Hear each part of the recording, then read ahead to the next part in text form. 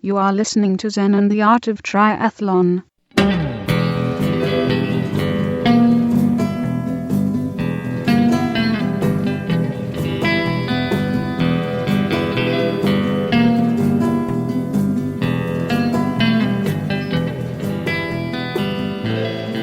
Well, hey there, all you triathlon studs and studettes. This is Brett Blankner with another great episode of Zen and the Art of Triathlon, where every show I bring you news, interviews, and training tips to have a successful triathlon career and a nice dose of Zen to have an easier life when you're away from the triathlon course. All right, on this episode, we have something really cool. We have an interview with Stryd, who is a group of people bringing power meters to running. Whoever thought that this would finally happen? So it's a nice interview with the gang behind that. It's really cool.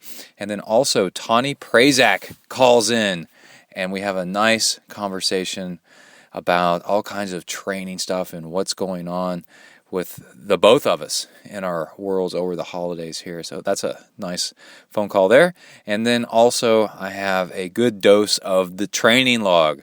And that's where I take the recorder with me during my workouts and go over lots of cool stuff, what's going on, what's happening, how to train, lots of training tips, racing tips, nutrition. And in this one, we've got a special guest, Kai, my 10-year-old son, goes swimming with me before work, and I interview him in the car afterwards, and it's really funny, so you're going to like that. All right, before we get to the interviews, let's go ahead and first check out the triathlon news. Here we go. And there's no news in triathlon. Virtually none. And it's just, because, it's kind of the off season. Down in Australia, there and New Zealand, there's a lot of stuff going on. And maybe South Africa, but up here in the great white frozen north, it's pretty quiet, and mostly it's people writing out their training plans and getting things ready for next year, which is cool to kind of be following all that. I do have, for sure, an interview happening with Helly Fredrickson and also her coach, Joel Filiol, who was on last time with Jordan Rapp. So I'm very excited about that. And that we're going to record that tomorrow around lunchtime. And I'm so stoked. And I put out on Twitter to have people hit me up with any questions. Already got a good one in. So I'm excited about that. Also, I got a Garmin 920 XT, which makes me no longer an official Suunto ambassador, although I'm very much still good friends with Suunto. And I'm not a Garmin person either. I love technology, and now I'm covering pretty much every kind of device out there that I can possibly get my hands on and able to talk about it and all the cool tech that's going on. And I actually go into detail in the training log at long, boring detail about why, which some of you may be interested in. But let's say, for example, the Garmin 920, and I guess the Ambit would do this as well, except the Garmin vibrates with the alerts that you got an email from your phone. It's got a Bluetooth connection to your phone, so it's a smartwatch. And I never realized how much crap junk email I was getting until it started buzzing on my wrist every 5 minutes. It's maddening. So I've spent a lot of the last week unsubscribing from junk emails. Oh my God, I don't know how many I get a day, like 20 or 30. All this stuff that I didn't think I signed up for, but some of it, you're like, if you start thinking about it, maybe I did. Some company mails you something, or I don't know, they get your email address and they start just hammering you with emails. It's nuts. So I've been on a big purge of subscription emails lately, so that's pretty cool. Anyway, we'll get into all that kind of stuff in the back end of the show. And let's go ahead and get started with the interviews. Here is the gang from Stryd in Boulder, Colorado. It's a lot of fun. Let's go ahead and listen in as I try to figure out how a running power meter is going to work. Here we go. Welcome to the next level.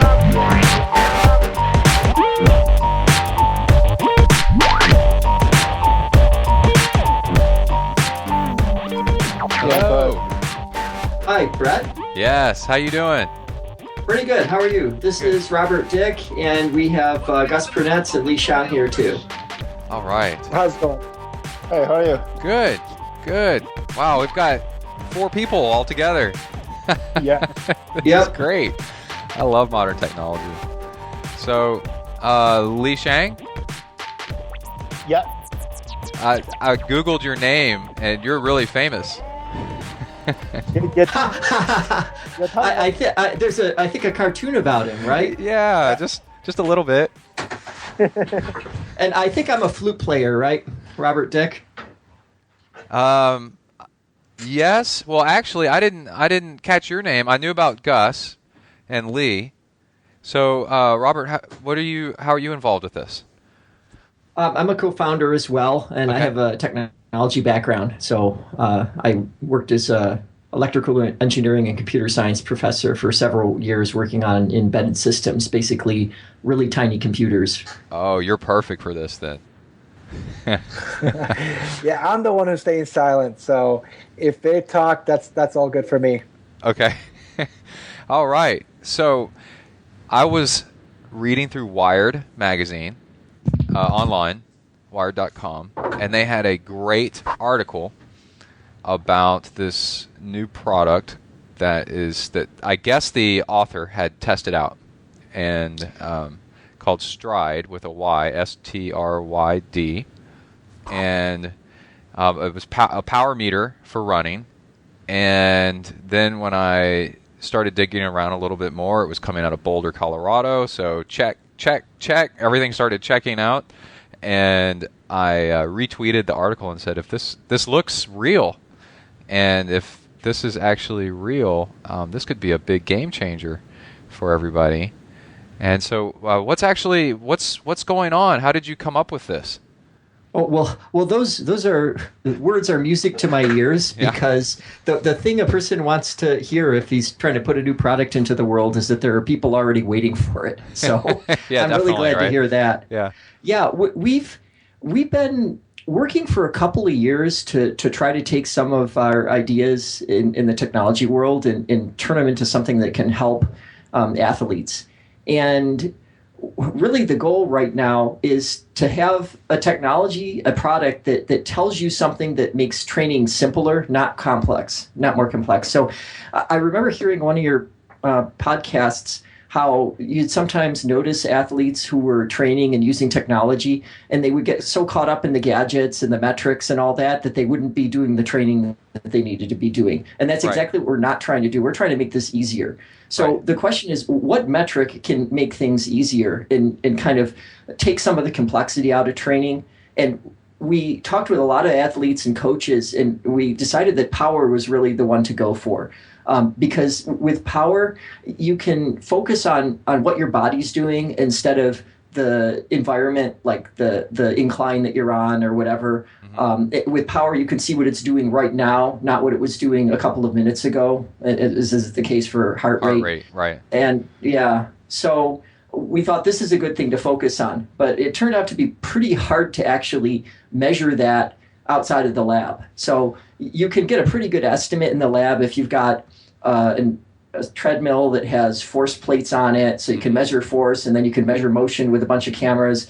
But to take that and turn it into something that's a bit bigger than a quarter, and the athlete can just clip on the back of their pants and go run, that was a challenge. So we spent quite a bit of time in the lab trying to solve that problem.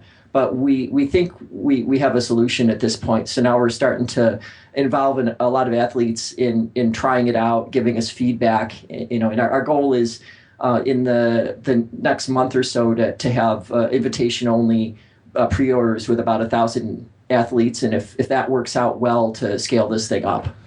Okay, so I have a ton of questions about it. I saw that. My first question is: is somebody gonna have to weigh themselves so they know their mass before they go out running? We'll be able to give a number normalized to weight if they bother to put their weight in. Okay. But the numbers can still be useful without having that normalized number. You can use an absolute one. Okay, and then so it's going to learn what your FTP is, by observing your running. You can have that occur over a week or so on multiple runs, or you can follow a plan and have it learn it quite rapidly. And that doesn't require knowing the person's weight. But if you do know the weight, it'll give something you can compare with other runners more easily. And so FTP, for people that don't know, FTP is functional threshold power, and that comes from cycling mostly. And it's your maximum output for an hour, and it's watts usually. And so if somebody has an FTP of 250 watts on the bike, that means if they did a full hour time trial, that is the most that they would be able to average, 250 watts. So you're saying this device will, over time, learn what your FTP will be on the run. Yeah, and less time if you decide to follow this calibration plan. Basically, you run the way it tells you to for a run or two, and then it learns quickly. Or you just clip the thing on and don't do any extra work, and it learns more gradually. Do you clip it to your foot, or do you clip it to? You said something about to your waist. Is it to your foot? Yeah, it works. So you clip it to the back of your pants, the back of your running shorts. Okay. That's where it goes. So there was an earlier prototype that we had where we were looking at some other metrics, and you might have seen that in the Wired article. There was a photo of that. But we found that to do power well, this location, the basically the lower back works the best. Really? Not the foot? That's interesting. Huh. So what's actually in the device? Because I read that there's a barometric altimeter, right, to work with inclines. What else is in it? Just accelerometers? Well, there are accelerometers, but there's a lot of other stuff in there too. It's kind of hard to do what we need to do, which is essentially 3D motion capture with just the accelerometers. Okay. So you're doing 3D motion capture all inside this device. And how big is it going to be? A little bit bigger than a quarter. So the batteries, it's about like 2 quarters stacked up on top of each other, and then the device is just a little bit bigger than that. So pretty compact. So I should say a little bit. So Li Shang and I are two of the co-founders here, and he's a professor of electrical engineering, computer science, so am I, and we've been working on this sort of stuff for years, trying to make computer systems really small and energy efficient. Right. And so that's allowed us to do this and get a battery life of a year while still having the device be extremely small. That took a lot of pushing. It's a year? Yeah. Wow. Oh, that's cool. Holy cow. So you're not going to have to recharge it all the time and stuff like that. No, actually, the way the first device will work, after a year, you pop it open and put in a new coin cell that you can pick up at any CVS, any pharmacy or grocery store. Wow. So that's the deal. Okay, are you going to do Bluetooth or ANT in it? Yes. Okay. I like that answer. So because what we're going to get to is the next. Well, actually, to be precise, we're doing both. Right. We're not doing one or the other. We're doing both. Right. Because what I'm going to get to here in a minute is because, like, say, Garmin's have fixed fields, although they're going to have some programming interfaces pretty soon, I think. But I read that you might just push the data out as heart rate, even though it's watts, and then you can look at that on your Garmin as heart rate. It'll think it's a heart rate strap. But is that what you're planning on doing, or are you working with Garmin or with somebody else to try to get a field for watts while running? Well, actually, there are a lot of watches already that support power directly. So this is from the cycling community, right? But like Garmin XT series, Sunto Ambit, Magellan Switch, all of those you're just going to have it pop up on the watch as power. If you have a watch that doesn't support power directly, then we can use that heart rate hack. At least you can use this device with your watch until you decide to replace it with one that can handle power. Well, I don't know if I switch over to running mode on my Garmin, is power even an option? A lot of times they lock it down so that you can't use certain fields. Have you looked at that yet? Yeah, it depends upon the brand and the particular model. So some of the Suntos can handle power in running mode just fine. Okay. So ambits are fine. For Garmin, you might have to use the heart rate hack, but I think that probably won't be for too long. Right, because if this is successful, they're going to want to include this because lots of right, and it's pretty easy. What they would have to do on their side to display it in a nice way, it's pretty light lifting. So if we had sales, they'd probably you have to buy them some pizza or something like that and some beer. That would probably compensate for the difficulty of sticking watts after the number. I know, right? Yeah, right. Yeah, exactly. After typing in 5 characters. All right. Have you found with the watts in your research so far with the watts running? So with cycling, what you're looking for a lot of times on a long ride is you look for where your heart rate. I think it's called detaches, or I forgot what the exact terminology, but you start getting a gap between your heart rate and your watts, and that means that that's the end of your ability. Like your heart rate starts increasing dramatically compared to your power output, and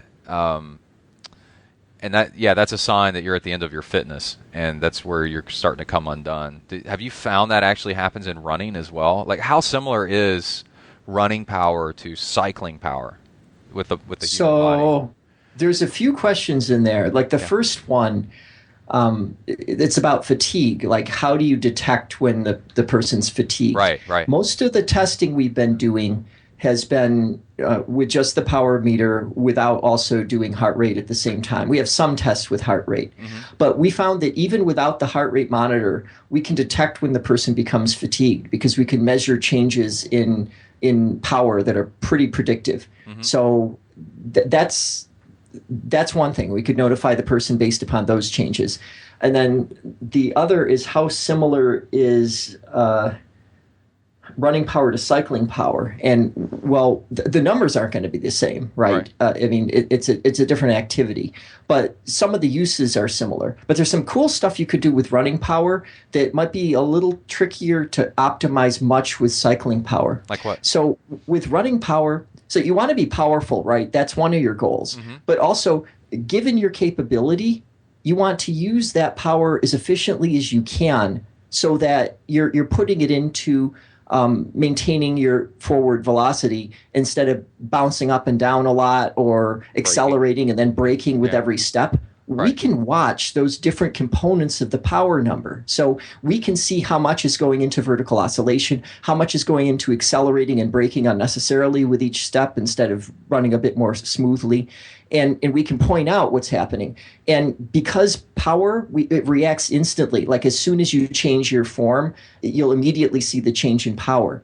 So if you are maintaining a constant pace and you change your form, you can tell whether you got more efficient because you can see your power dropping. And you can also see why it changed. So it'd be like power to pace ratio would be efficiency. And then, but then you'd have to take into account incline too, right? Yeah. And so we do need to know incline, but we have a way of measuring that. Okay. So how much longer till this actually comes out to market? Well, we're doing it in stages. So what we're doing right now is we have a handful of athletes that we're working with and gathering data from. Like we're working with Mary Beth Ellis and Craig, or not working with really, but gathering data from and analyzing that for Mary Beth Ellis and Craig Alexander, and trying to understand better what the best uses for this are and get training programs put together for it. And then in January, we're going to be starting a invitation-only pre-order for 1,000 units. So the people that sign up for this, we want them to be folks who are pretty excited about the potential and are willing to talk with us and give us a lot of feedback. And if that goes well, we plan to ramp it up. So we're set up for production now, but we want to do this step by step because we want to make sure this thing is rock solid before we put it in a lot of people's hands. Yeah, because for example, I just got the Garmin 920 XT, and the bugs that popped up once everybody started using it are just insane. All the crazy little things until a lot of people start using it. You just don't know. Yep. And so we're seeing and fixing some of that stuff now with the very early trial participants. But the next step is to get 1,000 people in. And at that point, it'll work. It'll be useful. It'll definitely be kind of fun to be involved in this. But also, we're going to want to talk with a lot of those people and figure out what we can do to make it better before we really scale up. So what are some of the things that Mary Beth and Craig are saying about it? Like, are they finding it difficult to use at all, or they're just strapping it on and going? It's like no big deal. And well, I mean, one of the things that Mary Beth Ellis noticed was the number is significantly different than the one that she has for cycling power. Uh-huh. And so that's something that's come up. I don't want to go into a lot of detail with that now because it's still pretty early. Uh-huh. That was one of the things. Cool. Yeah, so it's just a whole new animal, huh? And are you talking with anybody about with a big company like Garmin or Suunto or Polar about incorporating this into their program at all, or are you still totally shooting off on your own with this, or what are your plans? Well, not totally. We want this to fit very smoothly into the training flow that athletes already have. Yeah. And so we're working with Dirk Friel from Training Peaks to try to figure out the right way to do that, and also getting a lot of input from Alan Lim. Yeah. So we're talking with people. It's not something where we're planning to have this taken over by another company in the near future. We are planning to go out and get this out with the Stryd brand on it. Oh, cool.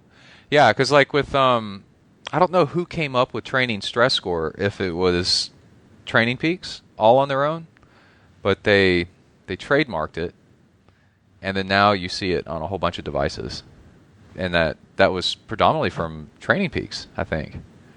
So working with Training Peaks and then getting it incorporated into high-end users, like almost requiring it, saying they really love this, is a way to get it into more stuff. Mm-hmm. Yeah, our thinking is largely we want to work with the experts who understand the way to present the data to the athletes, and we also want to make sure that athletes don't have to go change everything to use this. It should just be something where they get it, they clip it on their running shorts, they go for a run, and the number shows up, and they can use it the way they're using the other numbers they're using for training already. Huh.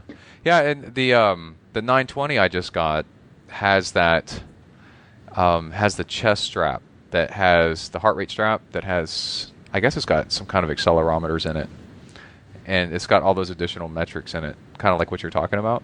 It's have you seen that yet? Yeah, we've seen the 920.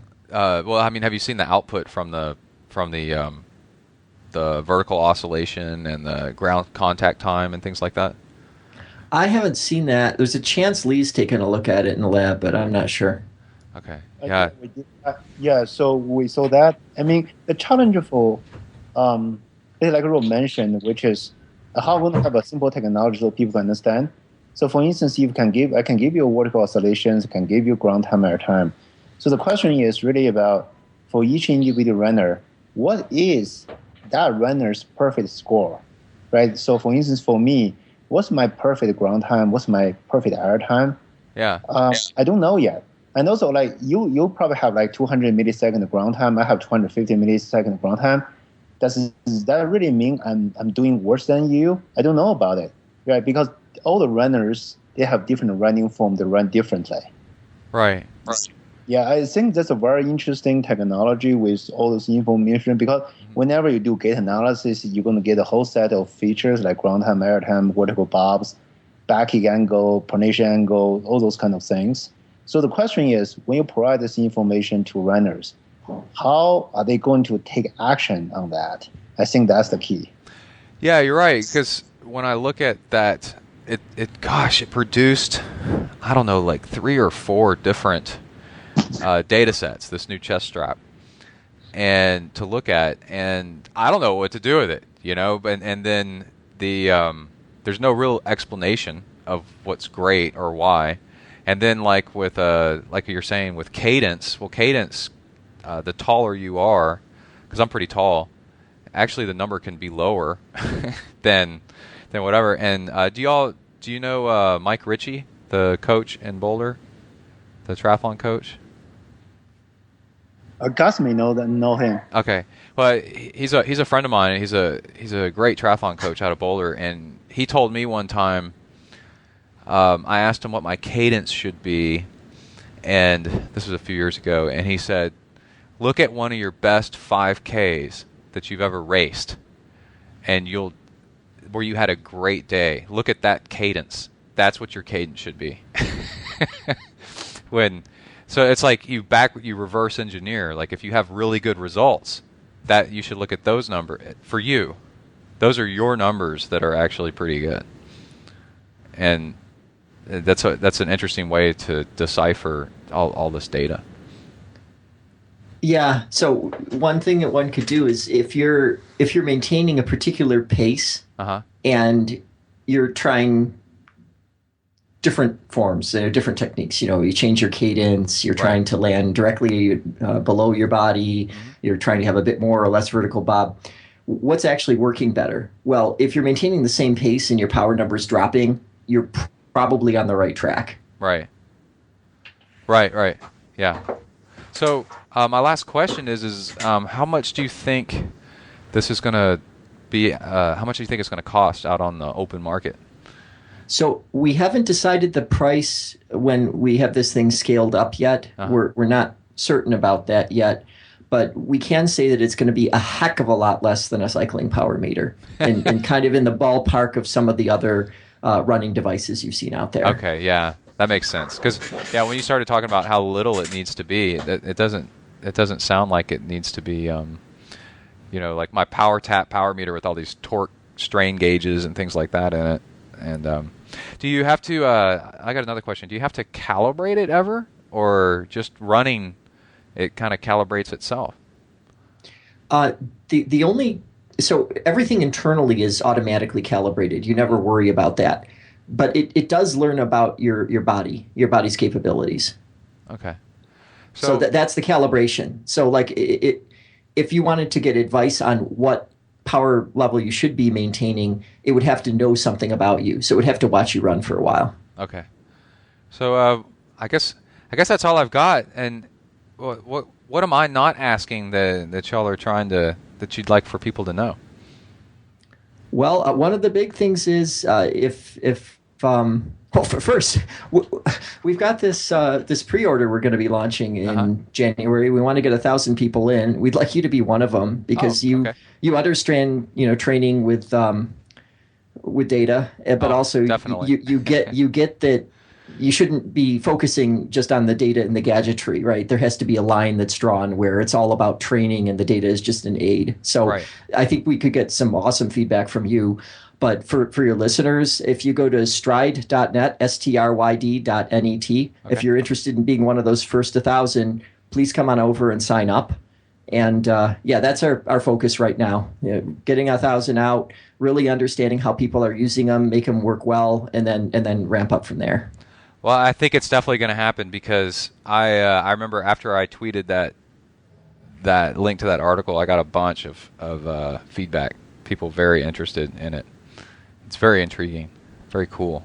I'm glad you're doing it. And if I might just intrude here real quick, one of the things that we haven't really talked about, and even in the podcast as well as the Wired magazine article. Is the coaching component of this, because it is a wearable technology, it is smart technology, because it starts to actually understand you. We can actually give you virtual coaching or real-time coaching through the platform. So we are working with different coaches right now to try to incorporate coaching methods and using power as a way of how to increase better performance for somebody and understanding what's happening and get coaching from that. So wow, yeah, that's something. that's what once I started training with cycling power, and then using the power numbers like weightlifting, kind of. I started noticing huge improvements where I would do intervals of threshold power, above threshold power, and then back down to recover, and just massive improvements in cycling right after doing that. And that just doesn't exist in running right now. So that's great. Yeah. Cool. Yeah. Oh, are you gonna make an app for a phone for people to use, or you gonna leave that up to somebody else, or what? We have an app now. Okay, great. Yeah, so we plan to support Android and iOS. Oh, great, cool. All right. Well, thank you very much. Yep. Thanks a lot. Yeah, thank you. And then Rob didn't mention as well is that we also have a cloud training program as well built into it. So just like you would see in Training Peaks and Strava and so on. So all this data goes into our own cloud infrastructure, but then we can also work with other APIs that have open APIs. So as we start to work better with whether it's Training Peaks or Strava, and they start to adapt this, they'll hopefully will add it into their platform. So if you're using running and Power gets in there, you'll be able to actually get your information there as well. So. You know what I'd really love to see, because I deal a lot with geography, is the pattern of variations in power of people that live in flat land, like Gulf Coast, versus people that live in the Rockies. I think you're going to like our training center. Yeah, we show that and how it relates to I mean, there's a reason why some of the best runners and cyclists in the world live where it's or come from a place where it's mountainous, because there's intervals in a way like built in, and they're constantly stimulating the threshold, while if you live where it's flat, you're just kind of going medium all the time. You have to find something that goes up. And on a bike, you can do that because you can keep gearing down. But with running, you have to find a treadmill with a hill. You have to do an incline. Like where I live, the steepest thing around where I live is about 3% grade. So if I want to do hill work, I've got to get on a treadmill. Oh, you got to come out to Boulder. Oh, no, I've been there a lot. Yeah, I love it up there. It's great because you got both, right? You can the trail running there is just crazy. Yeah, it's fantastic. I love it. I've been there. Yeah, I've been there plenty. It's great. Well, cool. Well, thanks for your time again. Thank you, guys. Thank you. Appreciate it. Okay, thank you. Yeah, keep in contact. Bye.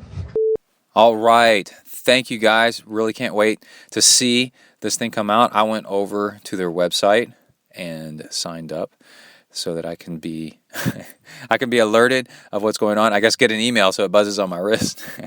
But this I'm really looking forward to. And yeah, give them a little bit of your attention there and see kind of what's going on. It's very interesting stuff. And this part of the show was brought to you, used to be brought to you by Amphibian Multisport out of Libertyville, Illinois, near Chicago. But their time is up. So I have space for a sponsor. If you want to sponsor Zen and Yarda Triathlon, it's only $99 for an entire month.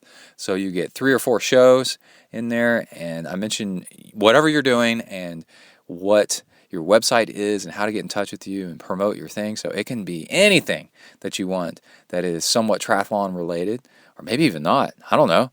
Just let me know, and we'll see what happens. So my email is texafornia@gmail.com, and let me know if you want to get your information, your product, your anything out here for people to hear about. Your race. How about your race? That'd be really cool. All right. Let's see. Next, we have Tawnee calling in from her car, I think on her way to Big Bear or something. I don't know. Let's listen in.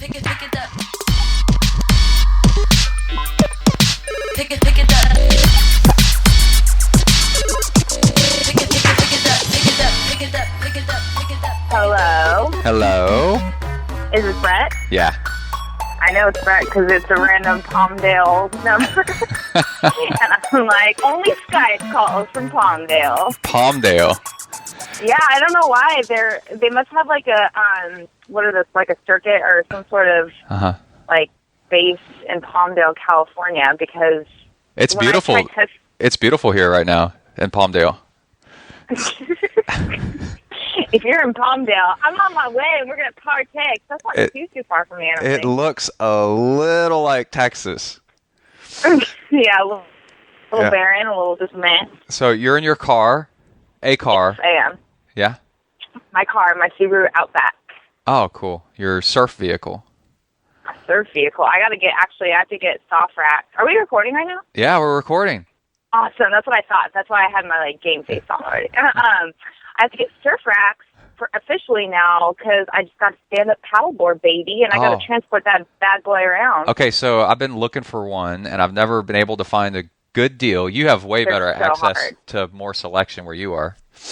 Yeah, but the thing is, like, I was trying to look for a used one as well, and I was like scouring Craigslist and like all those sorts of sites, and the resale on those, I mean, you don't find big, huge discounts even for a used board. Like, it's hard to find something, at least for what I was looking for. I was looking for more like a race style 12.6 stock board. You can't find it for like less than $1,000. Oh man, it's crazy. But you know what? Like, after this year and like the path that I've been on and things that I've learned and want to do for myself, like going forward, like the benefit from something like stand-up paddleboarding is just, it's worth it. It's completely worth the investment for sure. Yeah, that's good stuff. The best thing I've got right now is I have a longboard skateboard and one of those push sticks. Oh yeah. And I can walk, like 50 feet out my front door and get where I have just endless neighborhood streets that are like either like 1 or 2% grade. Just kind of like 3% grade, just kind of cruising around and rolling around. It is awesome. It is so cool. That's cool. Yeah. So have you ever gotten speed wobbles and totally eaten crap? Oh, yeah. That's what it's all about. I have to very much be careful of that because I used to be a big skateboarder, longboard skateboard, not like the short, like little like trick stuff back in the day. And there was a couple times where I never went to the hospital, but there was probably a pretty good chance on freaking concussion. Yeah, I used to have my Dalmatian. I used to have a Dalmatian. He was just the right weight. Oh my gosh, how cool! He used to pull me on my skateboard, and I had learned that you can use like a 30, like a 30-foot or whatever it is, however long it is, a retractable leash. Maybe it's 20 foot, and then it's like you're wakeboarding behind a speedboat. It is really cool. Yeah, because then you're putting your life in the hand of a Dalmatian. Oh yeah, he can. The paws of a Dalmatian, I should say. Yeah, you can carve and like it's nuts. It's really cool. Hey, I'm driving through a canyon, so there might be a period for like 2 minutes where it might kind of get crappy service every now and then this corner, but hopefully we'll survive. Okay. The call. Cool. Just FYI. So this is weird. You're in your car and I'm at my house. Yeah, we're reversing roles for once. I wish I had like my Skype video on. You could see. Actually, I just got finished doing my workout. Did a math session on the bike. I'm doing this big block, although it's not very big. But when I do ride the bike, I'm trying to work at my true math heart rate, which I don't know a lot of folks out there, but if you're, sometimes it's hard to hold your math heart rate on the bike, which I have found to be the case. Usually my math heart rate is more like what I would like race at hard. So I'm trying to make that become like feel easier. You know what I mean? You know what? Let's talk about that for a second. Okay, let's talk about it. So I had that same problem, and everybody when they have any kind of problem, they think that they're just special or different. Right. Of course. Well, I'm special. No, you're not special. When I run, my heart rate's naturally 180 beats per minute, just running an 11-minute mile. At like a 15-minute pace. Yeah, it's like, no, you're out of shape. Anyway, yeah, so I worked on, it was because of you interviewing Maffetone and then me talking to him after that, where just several times, many times, just hearing that over and over again that it's perceived. Yeah. And it's something you can actually improve. And now I would do higher cadence and it lifted my heart rate. It lifted my perceived level of exertion so that I could go harder. And then my heart rate is now much higher on the bike, and I'm going faster because of it. And I can, but in a good way, like yeah. So. Well, I'm going faster. Obviously, because it's gonna reach a point of diminishing returns. Like you want to be able to be like super efficient and fast at mass heart rate, and that's what ideally you probably want to be able to race that. Just like with running, like, but because like, you know, some people are gonna probably get confused by that, being like, well, don't you want to like keep your heart rate kind of low so you can like conserve your energy? And yeah, you don't want to ride your bike at like 180 unless you're maybe doing like a sprint triathlon or something. Right. But it's all about relative intensity, man. You know, like, yeah, how does it feel? I think it has to do with when your heart rate's a lot lower on the bike than it is on the run for the same perceived amount of effort. Then actually I'm guessing. I think this is it. I think your cadence is too slow on the bike. Yeah. If your cadence, if your cadence was, let's say your cadence is 80, if you could get your cadence up to 90, guess what that does? It drives your heart rate up. But if you got your cadence up to 90, imagine how much faster you would be also as well. And then once you get used to it after a while, it seems normal. It's weird. Oh, for sure. For sure. Yeah, it's funny. I was actually finishing my bike with like high cadence drills, and I always think about Sebastian Keeley now because what he's able to pull off, like in just racing, he's riding at like 100 plus cadence. I was like struggling to like stay at 120 to finish out my ride, and that jacked my heart rate up to like 160. Yeah.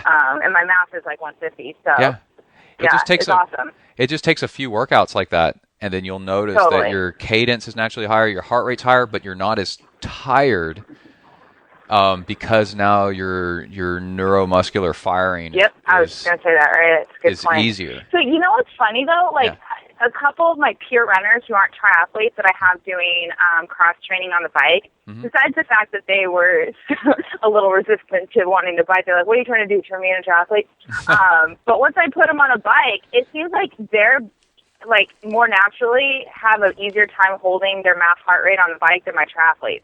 They're like, oh yeah, that was fine. That's no big deal. I'm like, what?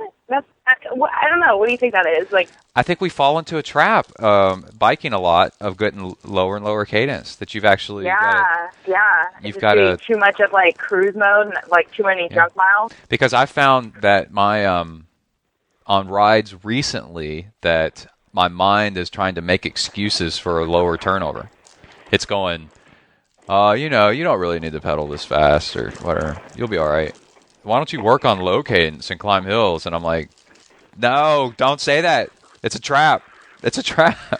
I hear you, because I remember even like when I was working with Lucho and I'd average like 130 heart rate on the bike, he'd be like, that's way too low. And I'm like, but look, I think for me, looking back, it's just because I hadn't really rested enough. I had rested, but not taken enough time like off from the bike, especially. And so when I'd get back to it, I was just kind of like going through the motions and not really able to get the best out of myself. And now that I've sort of taken the year off for the most part, well, maybe not the whole year, but it's actually like the math stuff, it's refreshing. Like it's almost like a desirable thing to be like, oh cool, I can hold my heart rate at 150 versus being like, 130 is good enough for today. You know? Yeah, before we met, probably a couple years before we met, I had Rich Roll email me and say, dude, that's the way Vinny Torres said, dude. He didn't say dude. He might have said dude. I should find that email. It's not cool to share emails, but this email changed my life. I wish I could post it. And it said, dude, I think you're overtraining. The reason why your heart rate is so low on the bike and on your runs, and your run speed is just kind of meh, and then you're kind of bummed out and just not doing so well, is overtraining. And so I was running, I don't know, like a 10-minute mile or something like that, which is okay. But I was having trouble getting my heart rate over 120. Yeah, it's a sign. That's a huge red flag. Yeah. And you're lucky a guy like Rich Roll, that's probably had to have been way before Rich Roll podcast. I don't think he has time on his hands like that anymore. But for a guy like that to reach out to you, and this is the thing, like, there's two types of athletes. I'm finding this more and more, like every day I see an example of it. Two types of athletes. One who will take that as constructive criticism and do something with it, even if it means, like thinking about it and then saying, like, nah, they're wrong. Like, at least absorbing the information. And then the other type of athlete is the person that says, like, you're wrong. They won't even give it a chance. They just kind of, like, throw it out the window as if it's garbage. No, it was, I wanted somebody to, when he told me that, and he said, I suggest that you take, like a month or two, like 2 months or something like that, and do nothing at all. And I had nothing coming up at all. And I did that, and I also put on a training camp right in the middle of that. And even at the training camp, I did nothing. I said, I'm not doing anything. Y'all go out and run. Good for you. Yeah. I was just loving it, like not doing anything. And then, wait, I don't know if I've ever asked you this. Have you ever been coached? Do you get coaching? Yeah, I was coached, back in 2007 by Mike Ritchie, and he's the coach of the University of Colorado triathlon team. Oh, cool. And he's a level 3 coach. He's the real deal. So he's like a Joel Filiol, you know? Yeah. I listened to that interview. He's one of the best, absolute best. And so I asked tons of questions, and I paid attention because I realized that what I was getting was education. Something. It was better than a wetsuit or a bike or anything. What I was getting out of that was something I could use the rest of my life. And the longer I keep training, the more I remember stuff that he said that now makes more sense all the time. That's cool. Why you'd want Very to do cool. it. Yeah. So speaking of, you mentioned Lucho a minute ago. I want to say that I had something happen with y'all talking on the y'all. One of your recent interview, maybe most recent talk with the coach with him, is exactly the reason that people should listen to podcasts, because there's those little jewels of information that come out. That is it where I said, I just want to package that up and sell it? No. We said something on our last show, and that was our response to him.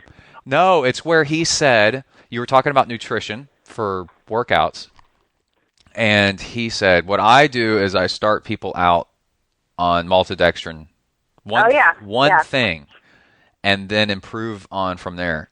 And my biggest limiter is nutrition. My stomach starts to hurt, and then I can't eat towards the end of races, and it just sucks, you know. And so I did I have a big bag of maltodextrin, just straight maltodextrin, and I did an entire 2.5 hour. I basically simulated my Austin half Ironman. Yeah. So I did the same amount of time, 2.5 hours, and plus a little bit, and then the same watts on the bike, and then ran pretty faster than that. Oh, this is the file that you tweeted to me yesterday? Yeah, the Lucho method is what I call it. Okay, and that meant the maltodextrin, using that? So I used just straight maltodextrin. I did 350 calories per hour with some sea salt in it. And it was wonderful. Like, it worked great. Now, I'm not saying that that's what I'm always going to use, you know, but that's where you start off, right? Right, exactly. And because, you know, the funny thing is a lot of people actually are sensitive to maltodextrin, and it will cause GI issues. But, you know, my philosophy is, like, the more simple you can get your nutrition, the better. Whatever that means for you, it's, you know, find out. Like, maltodextrin, like, I'm meh. I just actually don't really. I'm a big fan of the UCAN these days. UCAN, yeah, I can see that too. Or yeah, honey water, or I'm still a big box breaker person, depending on the type of session. And yeah, that's see. Like I think honey might actually hurt my stomach. I think fructose and I think sweet stuff might actually hurt my stomach. So, but starches might be way better for me. So, like you're saying, UCAN.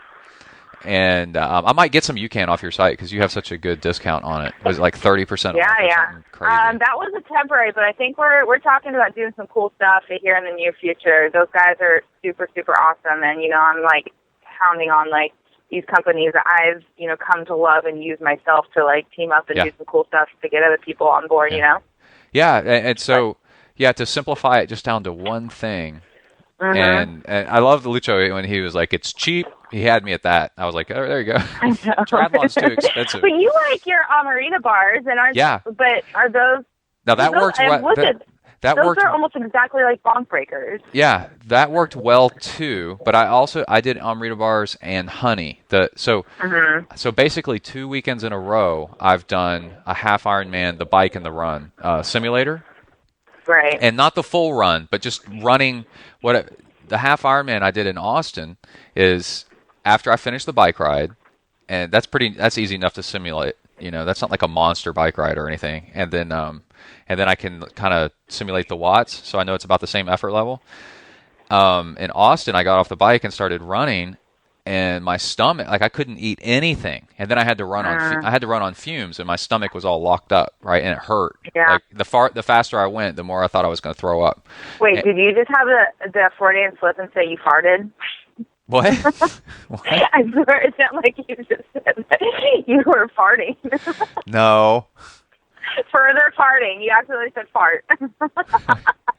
I tell you what, at Ironman Texas, I was thinking about I would have gone over to the side and pointed my butt up in the air and farted. Just lots of toots. Yeah, if I wouldn't have been worried that people were going to try to like suddenly give me CPR, and I'm like, just leave me alone. I just need to fart. You're too famous. If you get caught farting, it's going to be on the cover of Twitter magazine. Oh, well, I'm to the point now where I fart running like past people at a race, and I don't care. I'm just like, I don't care anymore. I'm too old. Oh my gosh. No, that's like how like people in their 80s, like they'll fart like in public and just not even care anymore. Oh, they're so over it by then. I it's can like see the same way like backing out of a driveway or something, or parking spot. They're just like, I'm going for it. I've lived this long. Let's go for it, baby. I need some activity in my life.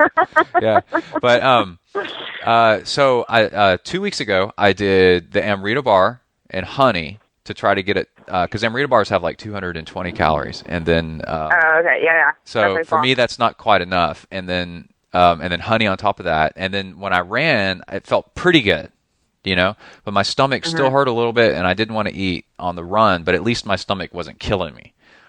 And then this weekend, I did just straight maltodextrin on the bike. So basically, the exact same thing. And then as I'm kind of like evolving and through my own journey and studying this stuff and listening to like appropriate podcasts like on the topics of like gut health and all that, I'm starting to become a believer that I don't think it's just what nutrition we can or can't handle in the training. I think it's what we're bringing to the table, like in the first place. So say for example you have a little bit of bacterial overgrowth in your gut or something. Oh, and totally. So maybe So, like, if you're having something like a fructose or sugar-based thing, like that's more traditional in that sense, that's just going to send what's already a little sensitive in your gut, like, overboard. Whereas someone who's taken the time to, like, clean out their gut and, you know, there's no issues there, good, you know, enough good bacteria, bad bacteria, blah, blah, blah, pretty much anything might work. So, you know what I'm saying? Yeah, totally. Did you see the article where they figured out that they can harvest a hormone or something, a chemical coming off of bacteria in your gut that if you how do you put it? If you eat fiber, there's bacteria in your gut that like fiber and they digest fiber. Well, guess what they do? They release a chemical that your brain reads as I'm full. Yes. So you I was just listening to this on Sean Croxton's podcast. They were talking about that. Like, the guy was like, yeah, anyone who tells me that they get bloated or overly full from eating a little bit of fiber, I know they have a gut bacteria problem. Exactly.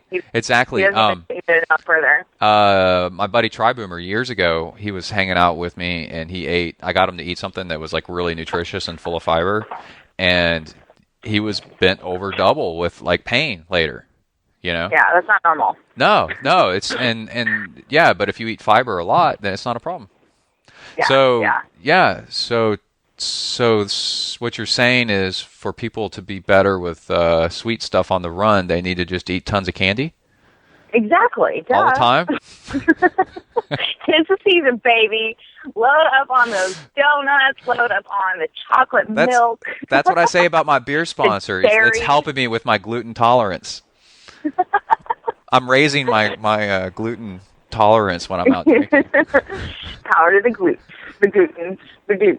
The gluten. Putting the gluten in gluten.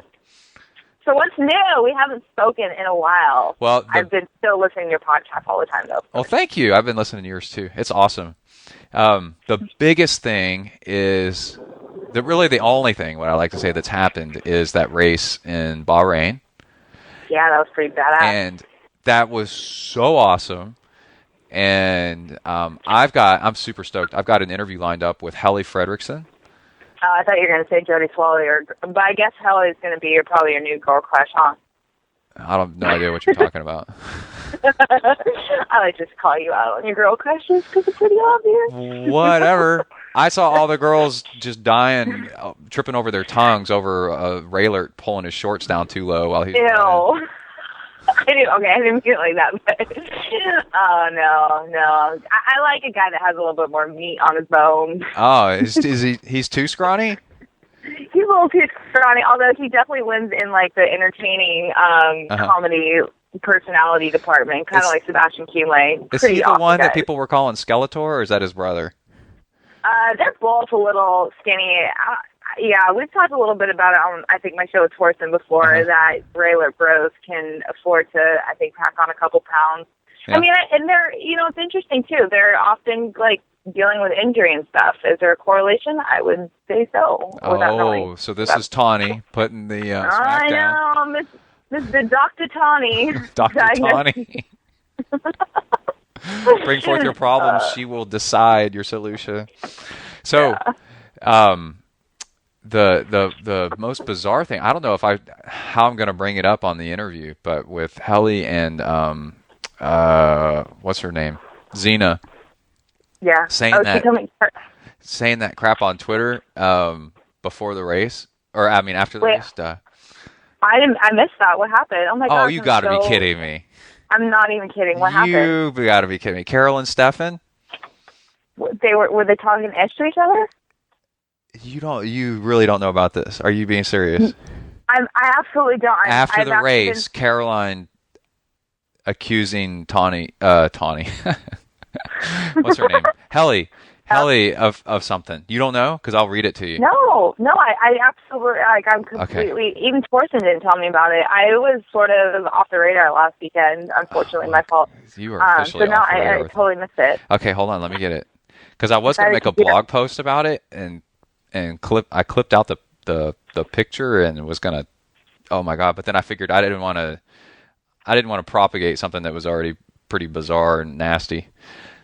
And looked like people were trying to back out of it. Hold on. You gotta share the gossip with me, man. Now I'm like dying. Oh, I got it right here. Okay. Okay, hold on. Let me pull it up. Come on. Connie's waiting on you, you stupid website. Cat fight! Oh yeah, totally a cat fight. Okay, here we go. Got it. Okay, so Steph Hansen, who I don't know what place she got or anything, or if she even raced. I don't know who Steph Hansen is. Okay. But she posted a picture right after the race, like that night, that said, "Drinks are on me, #challenge Bahrain," right? Okay. And she had Helly's that giant check. Yeah. Or maybe it's not a giant check. It's hard to tell what it is. But anyway, it's the check. And over Helly's name, she wrote her own name with a piece of paper on top of it. So it was funny, right? That was funny. Okay, that's there's no problem with that. That's just being funny. Okay. And then Carol and Stefan, within the hour, wrote back to her at Stefan Hansen IM. In my eyes, that check belongs to Rachel Joyce or Jody Swallow. Good job, girls. Whoa. #20-meter rule. Oh, okay. Whoa. And then, where'd it go? Helly wrote back, "What are you talking about? We've been hanging out all night, and you now bring this up?" And just exclamation points and question marks and like WTFs, and like it was crazy. And then Carolyn went back and deleted her tweet. Yeah, I was actually okay. So I just pulled up Twitter like from my phone while you're talking. And I didn't It's see gone. anything. All I saw was an apology actually from Carolyn Stephan. She apologized? Oh, yeah. She said, yeah, like, we'll talk about it for offline. Like, that tweet, like something about doing it like on Twitter. So, okay, so it was drafting accusation. Mm-hmm. Oh man, I did you watch the? It should have been pretty easy. The coverage was pretty, solid in terms of video documentation of anything. So did anything get unfolded that way? Was there actually a problem, or is it just really rumor? No. From what most people can tell, there's the tiniest bit of drafting, but in places where you couldn't really avoid it, like in turns and stuff, and it didn't seem to be that big of a deal. So, right. But Slow Twitch went nuts with this, and people trying to figure it out. And then I think that they ought to do this like every race. Girls start? Yeah, the girls need to just drum up drama and start pretending like they're accusing each other of stuff. And triathletes gone wild. Yeah, because then the guys go crazy. Like they're like, "What's going on? We got to figure this out." Oh man, the sport definitely needs some excitement, huh? Yeah.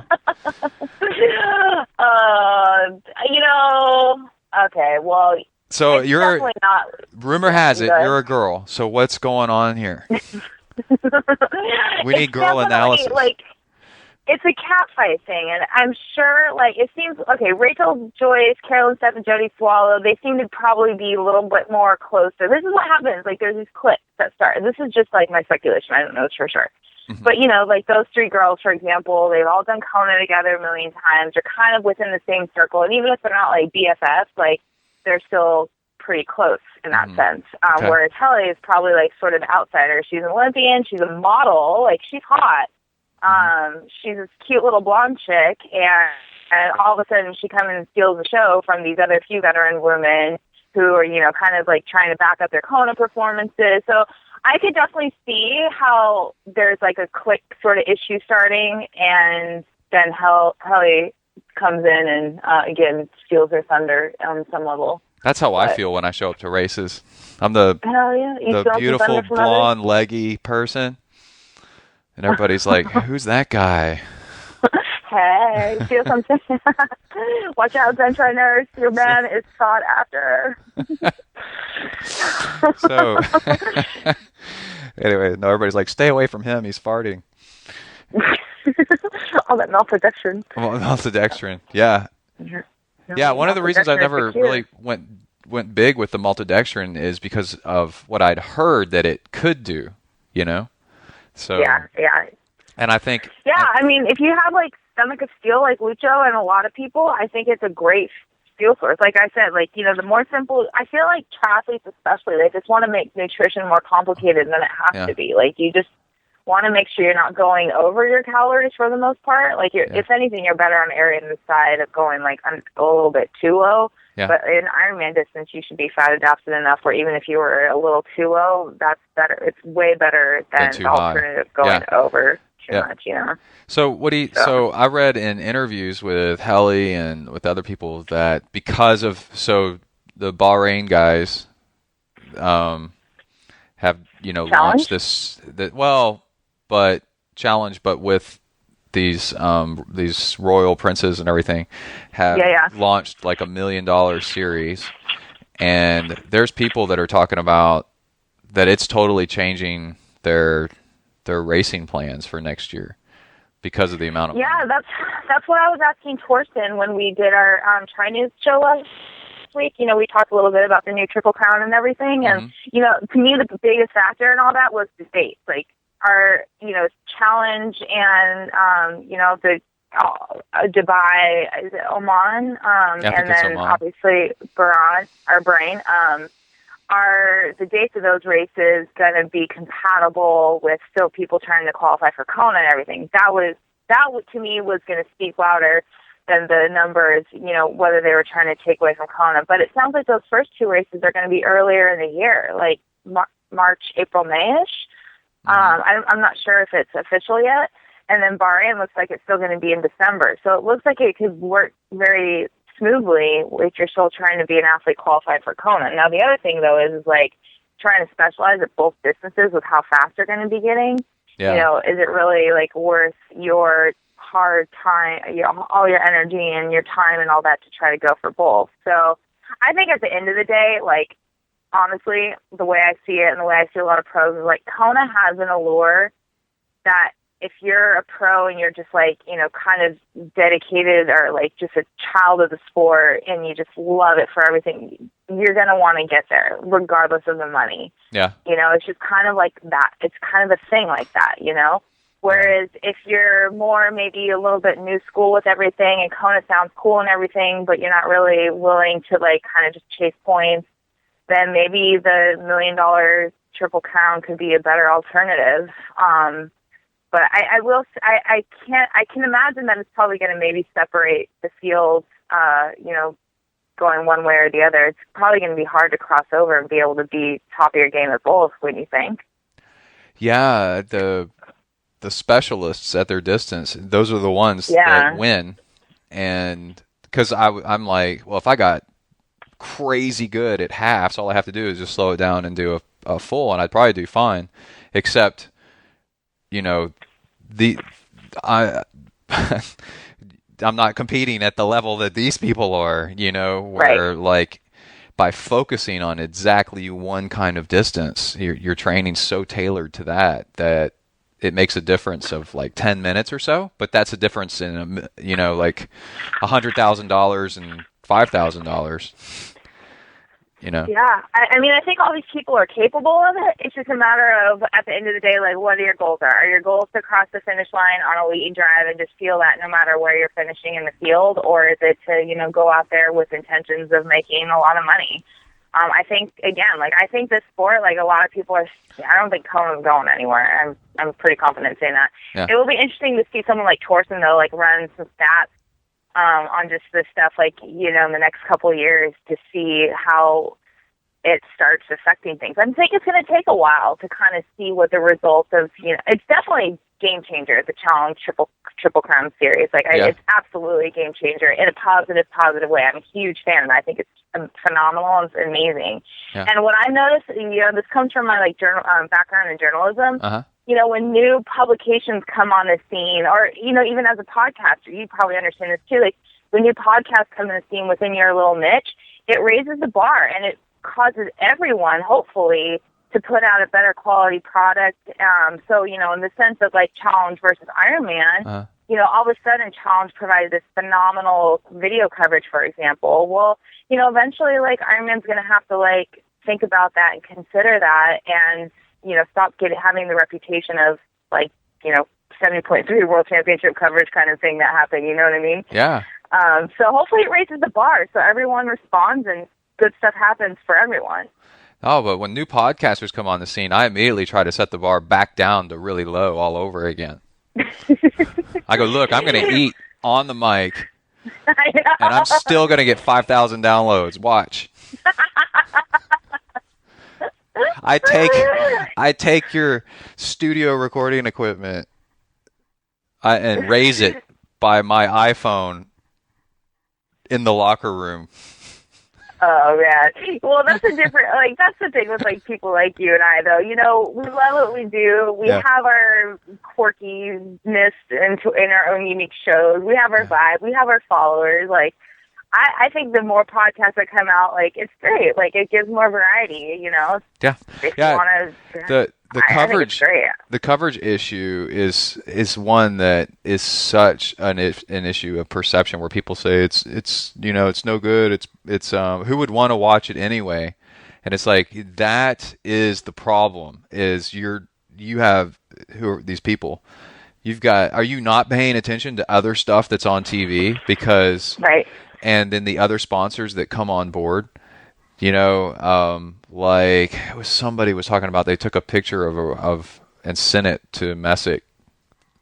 You know, like, here's a Rolex on top of this one, like, sailing thing or whatever. It's sailing. You know, it's the most boring thing in the world. They just point the boat in a direction and they just go. And then, but it's sponsored by these huge, I think they call it non-endemic sponsors, ones that don't have anything to do with the sport. And then those sponsors pay a ton of money because they just love the image of being associated with it. So like Rolex, right? With America's Cup. Rolex does not build sailboats. Sailing is not interesting, but somehow they managed to make the coverage like super cool that people want to watch it. And the other one was Le Mans, 24-hour racing. How is that on TV? That one definitely has a soft spot in my heart and everything because I've been involved in that race like through my family and everything for my whole life. But that was my argument too. It's like it's a 24-hour race. I mean, obviously no one's going to sit there except for my boyfriend, glued with it, watch the whole 24 hours. Yeah. But they find a way to make it interesting. It's all about, it's like with Challenge, like they have people like Macca and stuff commentating, making it interesting. By the way, like that race is not even that long. Everyone pretty much, like the top people are going sub 4 or sub 4:30. Yeah. So that's really like not that long. Well, what they need to do is they need to allow the girls to have iPhones on the bike and then tweet about each other cheating while they're racing. Voice command style. Yeah, it's Siri. Don't want to text and ride. And then it's got little bubbles above them. OMG, who is this girl? Who does she think she is? LOL, ROFL. Right? And then everybody's like, "Oh, did you see that?" Like that.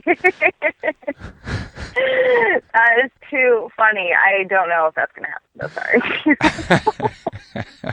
Yeah. Oh man, but it would just go to show you too. Some people, like, depending on how you race, do you race like fueled by anger or do you race within yourself? That's that's a kind of an interesting thing to think about in that sense too. Well, the funny thing I heard about the challenge race was how fast, because Jody and Helly come from ITU background and Rachel Joyce doesn't. That when they took off on the run, all pretty much around each other, that it scared the crap out of Rachel. That they're used to starting off hard on the run and then taking off. And as they passed Rachel, she was like, "Holy crap, what's going on?" Yep. So, it's definitely. I mean, these fast girls, this short course background, it's amazing and interesting to see. You know what's interesting? I was reading Tim Reed's blog on Bahrain the other day, and he's such an awesome guy. He put together a solid year. I think it goes without saying that's probably the best season of his life. And it's so hats off to him. But it was funny, he was talking about Sebastian Kienle and how Kienle got the flat and everything, and he kind of threw it out there that it was a calculated risk, and Kienle rides much more thin tires that have definite flat potential. So when they work, they're a beautiful thing, and the pros at this level can absolutely feel the positive difference of riding those tires, but they're much more likely to blow. So did they say what kind of tires they are? You'd have to look at Tim's blog. I don't know if he called out the brand or anything, but he might have talked a little bit more detail than I'm able to provide right now. But you see like a guy like Kienle, he gets quite a few flats, and that it's not just like a freak random thing on some level. Like, he's making conscious decisions to say, like, well, I could go faster at that level. He could go faster if things go right, but if things go wrong, then it's like, shoot. Although, to Tim's point, he's like, well, why isn't he just, if he's going to ride those tires, fine, why isn't he just bringing a spare, though, so he can at least sort of fix himself appropriately? I don't know. Well, it's kind of like, I'm looking at his blog right now. It's kind of, you can't find it. At that speed, and if the races are shorter, like a half to these guys, half's still long enough where I could recover and not same. Not right. Percentage-wise, not have that much of a difference if I had a flat. Yeah, I would say, like, if you're getting a flat and half Ironman or longer, like, make it an experience, make it a good practice of like controlling your adrenaline and all that. And Tim Reed running in a Speedo. I didn't even see that. Yeah, the budgie snuggler or whatever. Thanks for doing that to me, Tawnee. Okay, so then that was a trap. Anyway, I think I could change a flat in about 7 minutes if I was a rear flat. 7 minutes working fast, because I changed one the other day in 10 minutes. That's good. That's good, so sure. 7 minutes, right? because There's such a biatch. I'm careful while I change it because I don't want to get another flat. So so 7 minutes to me, 7 minutes. Yeah, you'll fall down a few places, but it doesn't really matter that much. But Yeah, to for a guy them, like him, he's got to reprioritize his goals. yeah, in to that them, sense. 7 minutes in that race is huge. Oh, it's like the difference between first and 50th. 50th? I don't know about 50th, Yeah, but definitely. definitely. Hell, it's crazy out these half Ironmans, how fast these guys are going now. I love So. half Ironmans. I think they're the best. They're the best for you. Yeah. I agree. I'm thinking about which one I want to jump into next year at this point. Although I will say, okay, I got to share something. I haven't even told anyone this yet, not even on my own podcast. I signed up for a race for next year, and it's something I've never done before, shockingly. Badwater, 130? A full marathon. I've never done an open full marathon, only in an Ironman. Yeah.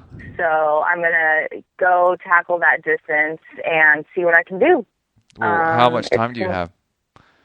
5 months, almost 6 months. Are you going to try to target a certain... BQ? No. A certain amount of mileage a week or anything like that?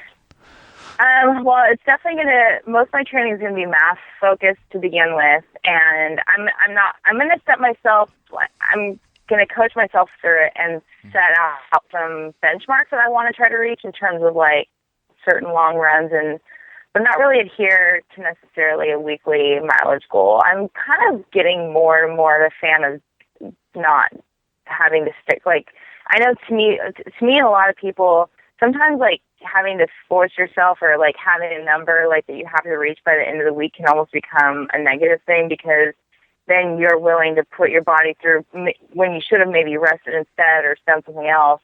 You're like, no, I have to get my miles, and that can actually turn into a negative. So You're chasing I will numbers. definitely have benchmarks and mileage goals that I want to hit more within like our time goals, for example, for like long runs and things of that nature. But I'm going to let certain things sort of evolve as they will. That's cool. But I'm not going to half-ass it either. I mean, I'm going to go full forward with it. I'm excited. You're going to try to, well, it will be your PR one.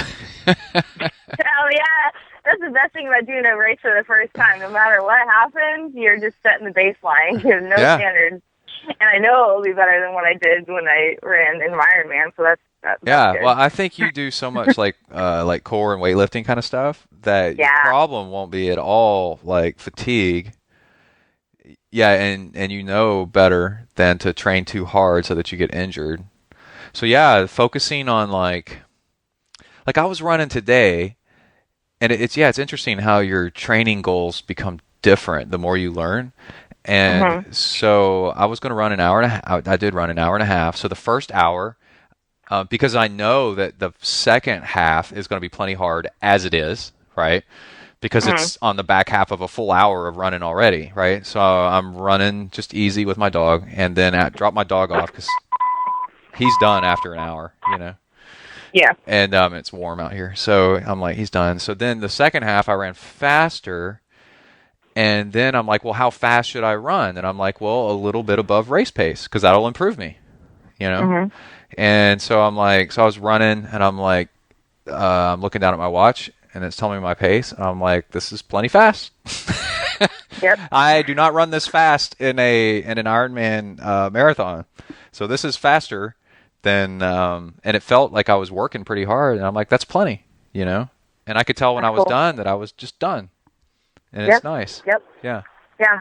It's a very beautiful thing for sure. And I think that even though like I'm definitely a proponent of math style training, I think even math would agree to this. Like there is a time and a place to go intense, and it's not just in a race. Especially as we age and everything, like kind of flirting with that high end, and not go for You're either. so old. You really need to watch it. I'm so old. I'm going to be 30 in a few months.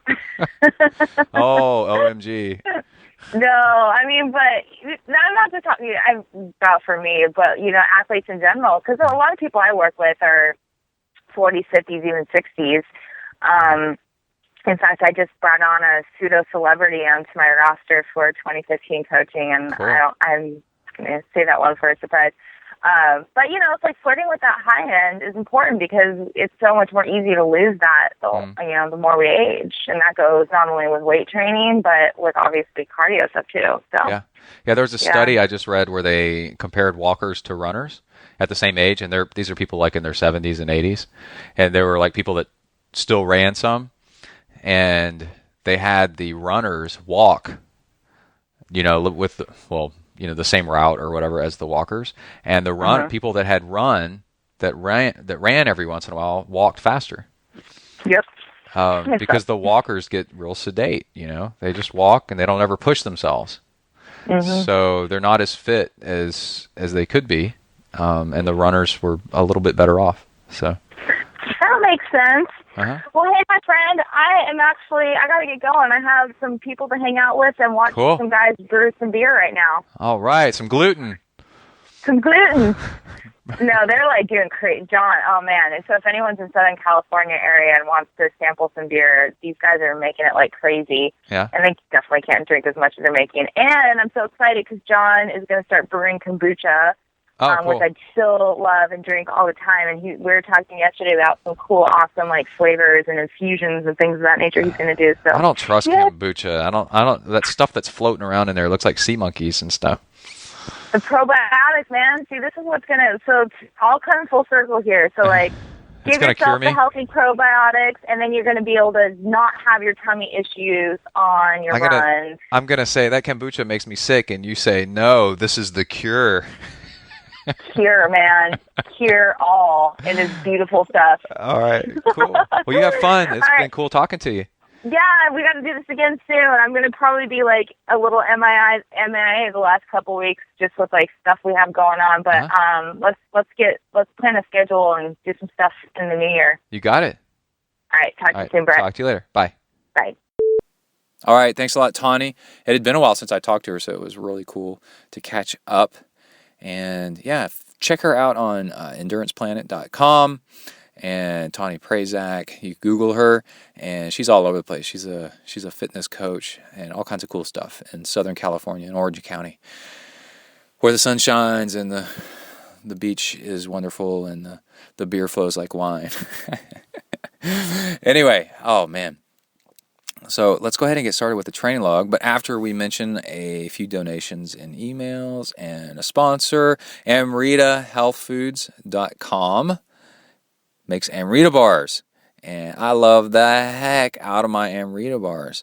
And actually, our Shad with our Amrita challenged me to locate some other fitness and health bloggers, podcasters that are interested in talking with him and Amrita. So let me know and let him know.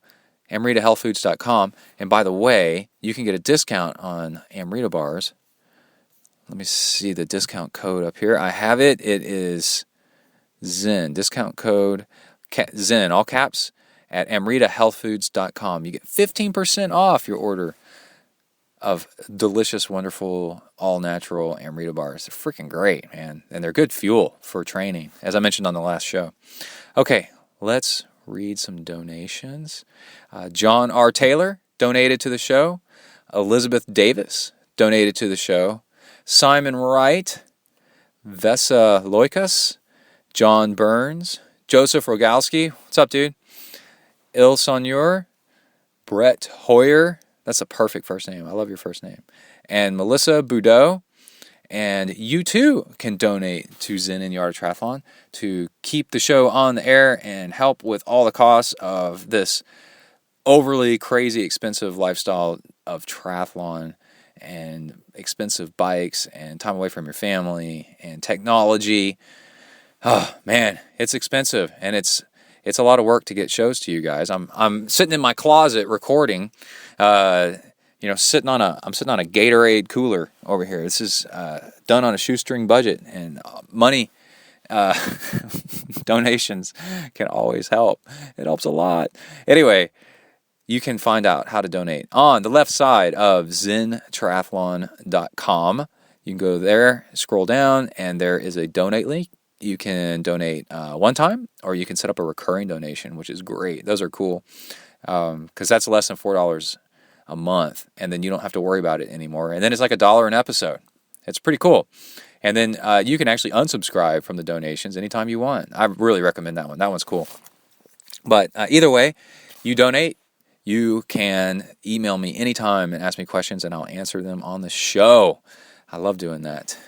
And on the right side of the show, on the show page, zentriathlon.com, you can donate or get Hornet Juice, which is this crazy amino acid powder that actually helps you metabolize body fat, and it's synthetic Japanese killer hornet saliva.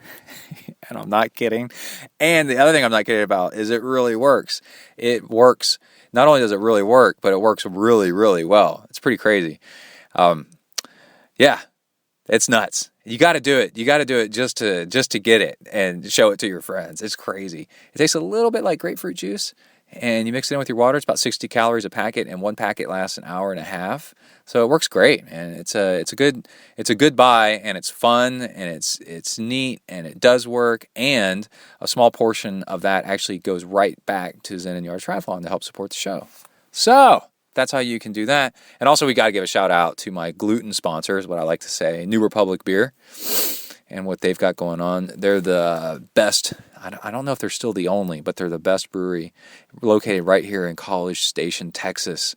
And they help support us with the Iron Baby every year, and now the Ultra Baby Texas that we're going to do next year, where we're going to do an Ultraman distance plus 1 mile. Ultraman plus 1 mile distance here in College Station, Texas. You can find out more about that by going to zentriathlon.com and looking at the top of the page, and there's a link to the Ultra Baby 2015 up there. It is for real. We're really doing it. It's crazy.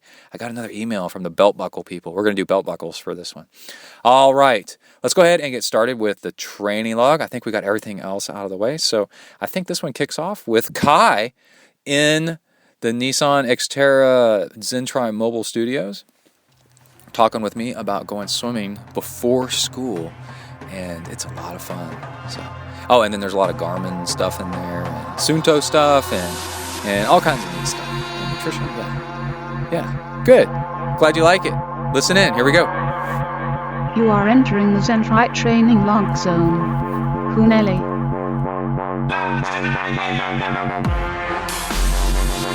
Hi everybody, my name's Brett. I'm a triathlete. I decided it's time I got some friends more suited to my status. But Joe, we've been friends for years. Hey, we all make mistakes. Come on, dudes, let's go exercise! Exercise! I'm gonna do sit-ups till I poop myself! All right, training log, December 12th, 12/12, 2014. I'm leaving the pool. I had a special guest want to come swim with me this morning. What's your name, sir, and how old are you? Kai Blankner, and I'm 10. Are you eating on the podcast? Yes. Oh, go. Woo! All right. So Kai asked me a couple days ago if he could go swim with me, and I said, yes, dude, I would love for you to, but this is before school. It's a school day. It's Friday. And so yesterday we packed up all your stuff, right? Mm-hmm. What was all in your bag that we packed up yesterday? Clothes that I'm gonna wear to school. Socks. Well, yeah. Food? You have your lunch? Food. Have your lunch already made? Mm-hmm. And swimsuit. Why are you holding it so close to my face? It's because it picks you up better. It makes you sound clearer. Okay. And I think that's it. This is podcasting 101. What does 101 mean? I don't know. The don't know mind. All right, so we swam for almost 40 minutes, and Kai, I've got a Garmin 920. I got the new 920, and I swam with the Sunto Ambit 2, and Kai swam with the Garmin. I've never swam with it. Kai's the first one to swim with it, and we had the screen lit up so you could see it. Was that pretty cool? Mm-hmm. Yep. And I could see it from across the pool underwater. And Did you like it? Was it? You're 10 years old, right? You weigh like 90 pounds, let's say. Not even 90. How much then? Like 70 something. No, you weigh like 80 something, I No, I think. don't. Anyway, but the garment's pretty light, right? So was it? Did it weigh you down or anything weird like that? No. I didn't even feel it on me. Okay, you need to keep putting on your shoes and socks. I'm trying. I can't untie this. Well, you better get that knot untied before we pull up into the carpool lane, the drop-off lane. Oh my God, are we gonna have to stop and pull over? We have to stop this podcast. Don't make me pull over and stop this podcast. Why do you have to be so mean? Okay, but did you have we were swimming and it was there was a moon out, and we were swimming in the dark. Mm-hmm. You don't sound very excited. Was it cool? A little, yeah, I guess. Oh my, this is the worst podcast guest ever. So anyway, as a dad, it was really cool having Kai want to go swim with me, and then taking him to go swim with me. And yeah, you swam 1,250 meters in 39 minutes, and you did a couple sprints. How many sprints did you end up doing? Like 2. Cool. Oh, and you did the pull buoy between your legs? Yeah. How was that? Did that feel weird or what? Weird. Yeah. It hurt. It hurt? Well, I think you jammed it up too hard or something. Maybe. I don't know. Hardcore. Hardcore. You used a pull buoy so that it hurt. Wait. Did it hurt in your legs or hurt in your arms? Legs.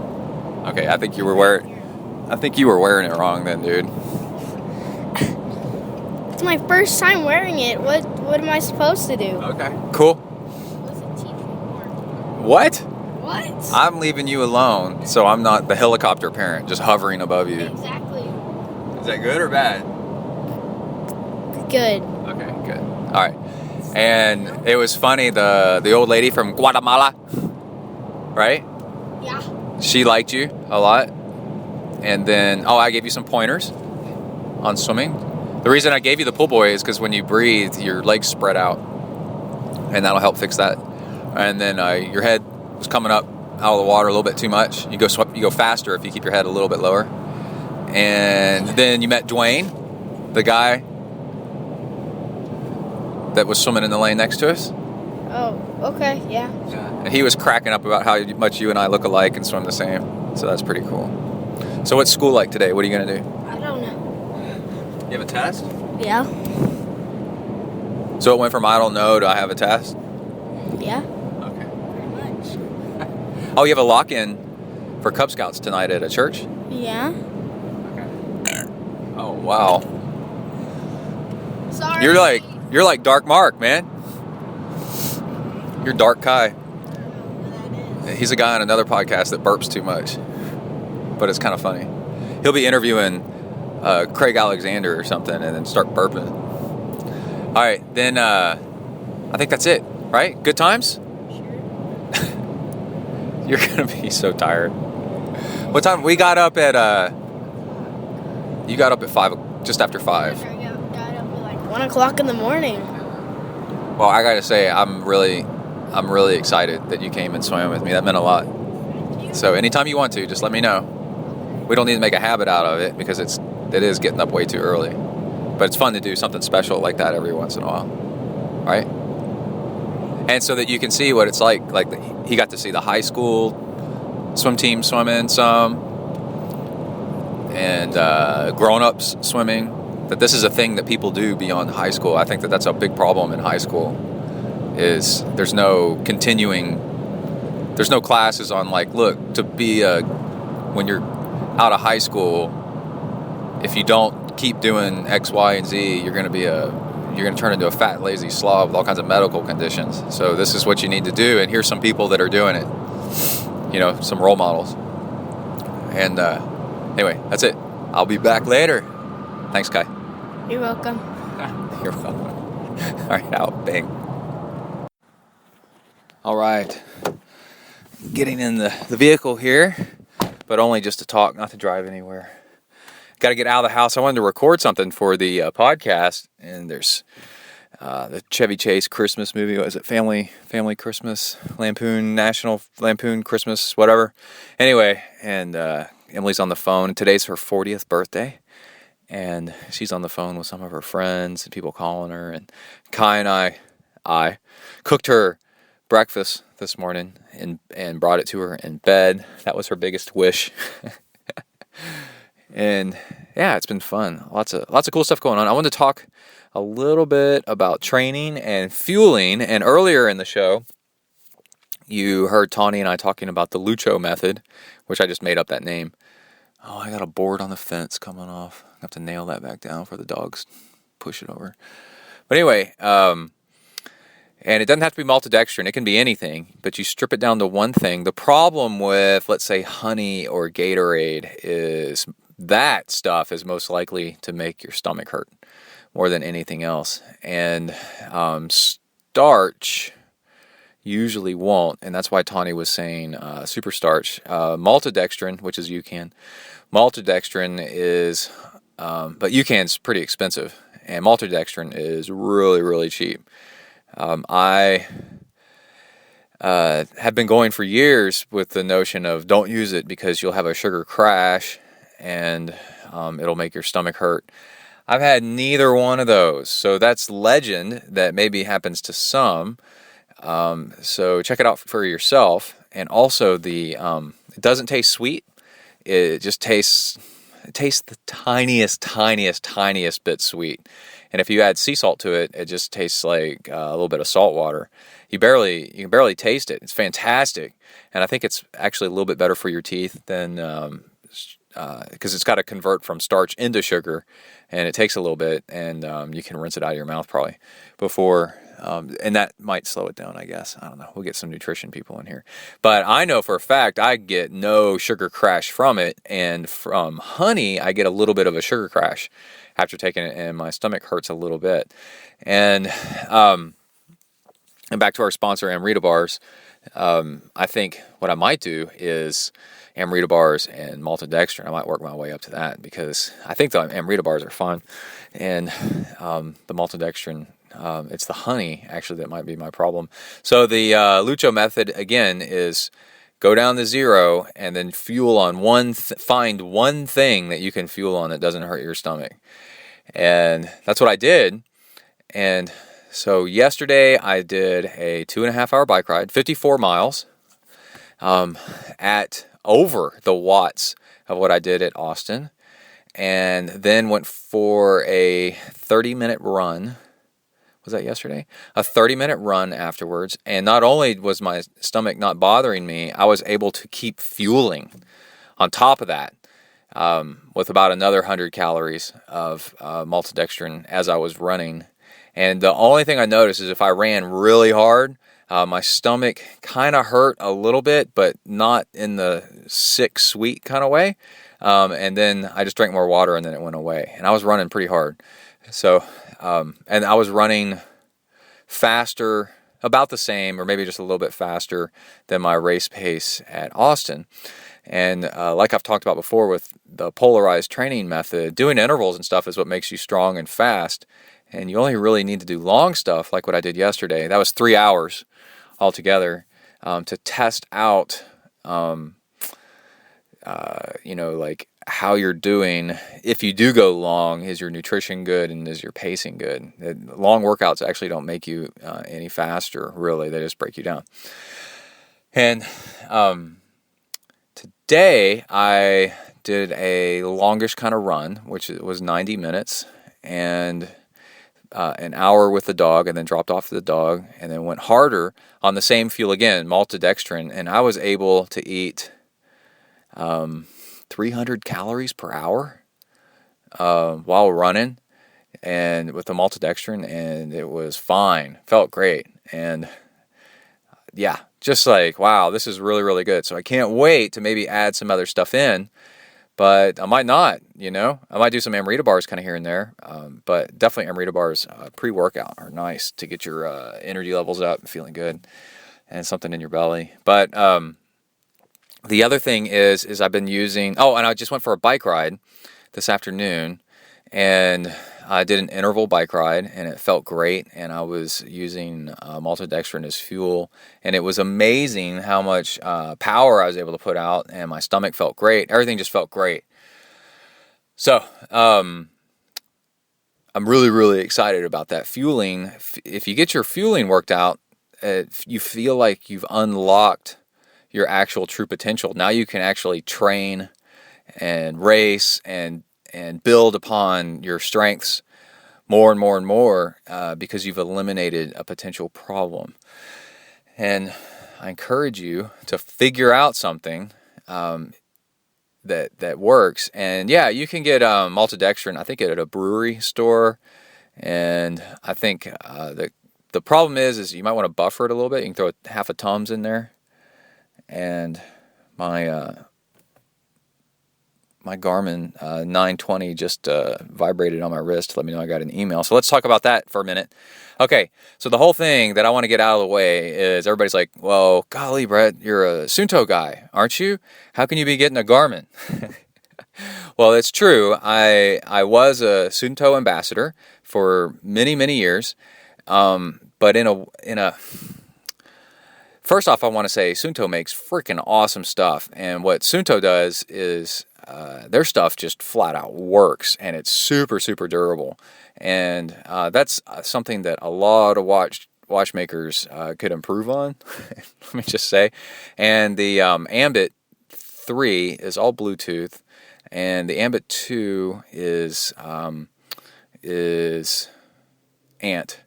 And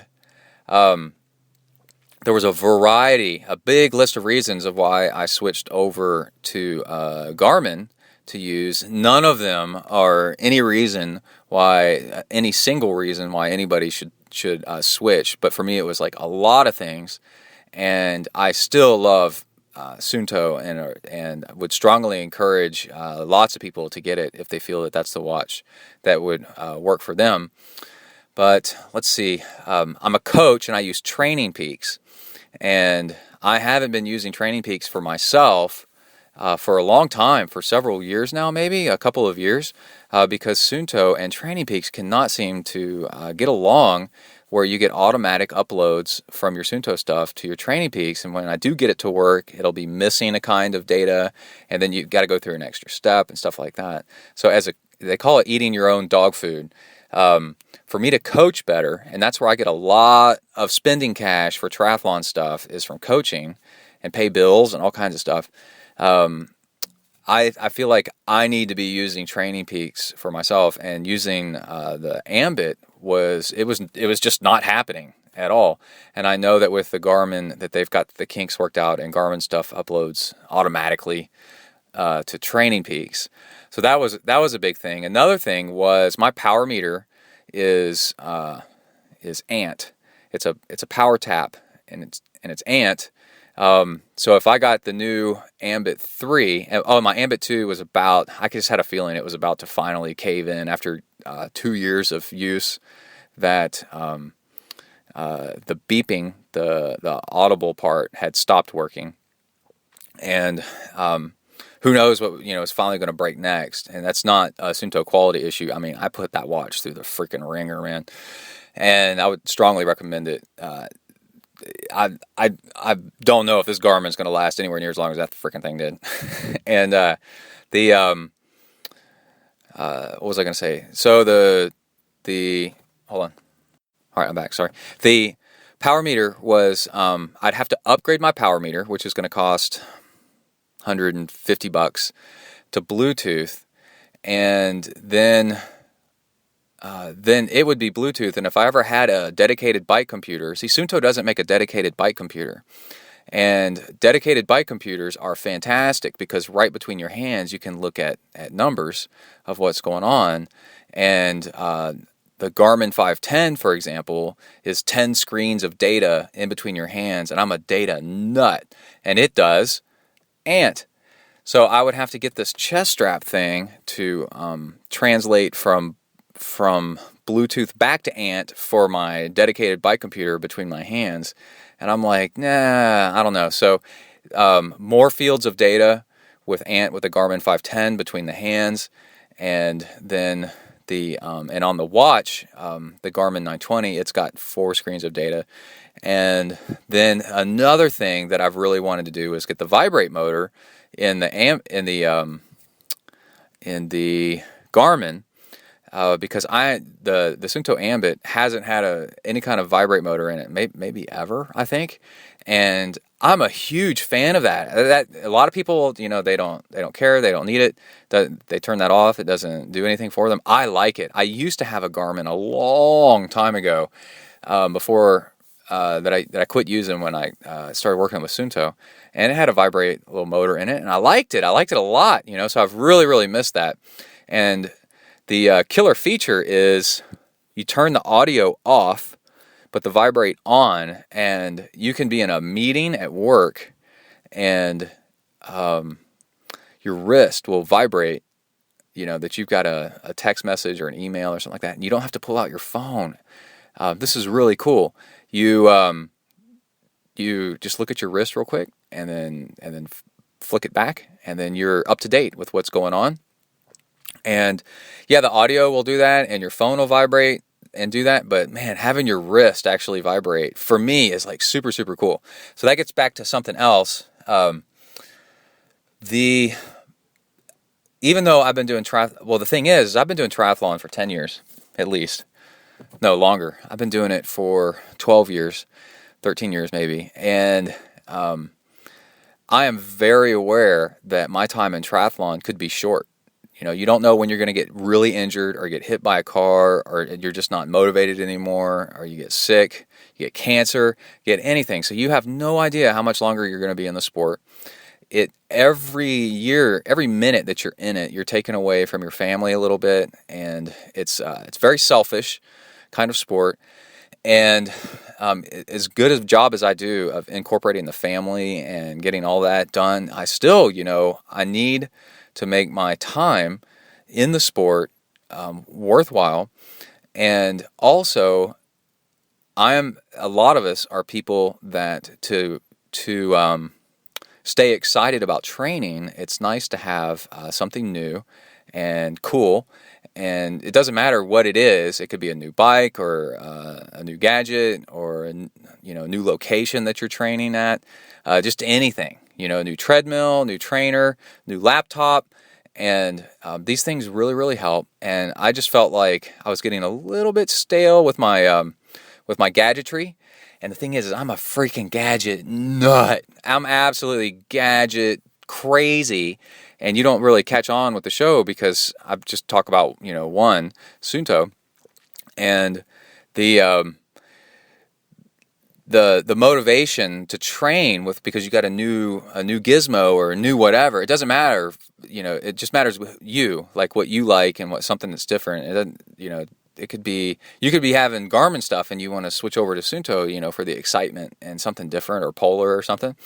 And the thing is as a, so that you don't know how much longer you have in the sport. And I'm getting older. I'm on the bad side of the older curve, I'm 41, and over the years, I'm going to get actually slower, technically, probably, and I'm fighting that. So I wanted to get the best, coolest thing that would inspire me to keep training. And the reason I'm telling you this is because you should do the same. If there's a wheel set out there, or a bike, or a computer program, and you really, really want it because you think that it's going to make you train better or whatever, and you can afford it, then get it. Absolutely do it. You don't know how much longer you're going to do this. This is a hobby, spend a little bit on yourself and do it. And then the other thing is, like I was saying, I'm a gadget nut, and my background, my job is in technology and computers and stuff, and not being, not being a particular company's ambassador, so say Suunto, now I'm actually free to talk about all this technology that anybody's putting out. And I was probably not, was I free before? Probably, but it's just not right, if you're a Suunto ambassador, to be talking about how to use Garmin's training stress score, for example, to train. And sorry, I got distracted. There's a bird flying over there. That's typical me. So I'm going to be able to talk about all this technology that's going on with all the different watches, and tell you like how they all work. And I've been dying to do that for a long time because I find this stuff so interesting. I know way more about it than I ever let on, because in the background I study this stuff. Like I really know how all this stuff it puts together and what's coming and what's not. And I don't talk about it all that much on the show because, it's different brands and stuff. And I guess maybe the last thing is, being a Suunto ambassador is great, but they don't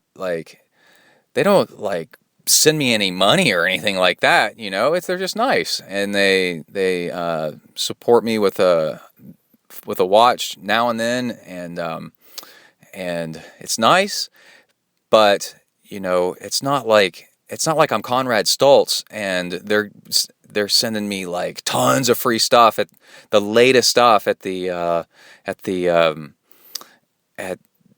as soon as it's released for me to check it out, and like constantly like serving me everything on a silver platter. The Suunto Ambit 3 has been out for months, and I don't have one. I'm a little bit lower down on their list than you might think. So I was going to get one maybe in January, and the last Suunto Ambit 2 that I got, when I finally got one, it had been a couple months maybe after it had been released. And it was the first one that was actually going to show power meter data, and I still didn't have it, and I couldn't take it anymore. I bought that one myself. I got a pro discount on it, but I bought my last Suunto Ambit 2 myself because it was power meter, and I got a good deal on it, like maybe half price or something like that. But they didn't give me that one. And so I've been like really, I feel like over time I've been like a real strong supporter of Suunto, and they deserve it, and it's really, really great stuff. But as a Suunto guy, I think it's not, I'm not quite as high up on their list as as you would think. And so them losing me is, it's just some guy. Although I think I'm a little bit more than that, but I'm not. Again, I'm no Conrad Stoltz or Caroline Steffen. I think is sponsored by Suunto or anything like that. I'm not out winning Kona or anything. So yeah, I think they're going to be all right. So now we get to talk about all kinds of cool tech and all kinds of cool stuff. So I'm excited about it. And that's the other thing is it's really cool technology. Now that I feel that it's okay to talk about all different kinds of stuff, you, the listener, you get even more broad aspect of shows and what's coming up. I have two things that I want to ask listeners out there if they've figured out on Garmin Connect, for example, that I cannot figure out what's going on that website. And also, there's a story going on around right now that is kind of similar to my own situation, except far better athletes, and as far better as you can possibly get, better athlete than me, and different stuff and different situation. But Craig Alexander had a falling out with Orbea. And I have not had a falling out with Suunto. I freaking love Suunto, and I'm honored to have been with them for a long time. And but he had a falling out with Orbea, even though he didn't want to, because they said they were building him a superbike to be equal with the other superbikes that were coming out a few years back. So the Trek and the BMC and like all these other bikes were getting really aerodynamic, and Orbea was Craig Alexander's sponsor. And they were not getting around to building that bike, and he got really pissed, and eventually dropped them, and then rode a different bike entirely. And it went to court. There was like a lawsuit or something. I don't know. So I don't know all the details, but and he said up until then, he felt really bad about leaving because they supported him for years and stuff, but he felt like, his career, because he was going to lose a few minutes on the bike on a less aerodynamic bike compared to his competition, his career is really important, and it takes freaking balls to stand up and say, hey, I'm going to go with a different piece of equipment. And I was kind of like, wow, this is kind of similar, where my reasons are far less interesting and less serious, but mine are just like, man, I want to try something new. I want to bring new stuff to the people, and I want to train differently and have some fun, and do some other stuff. But man, it is freaking hard to tell an existing sponsor, you know what, I think I'm going to move on. And you have to sit on that and really, really decide, because they've sunk a lot of time and money into you.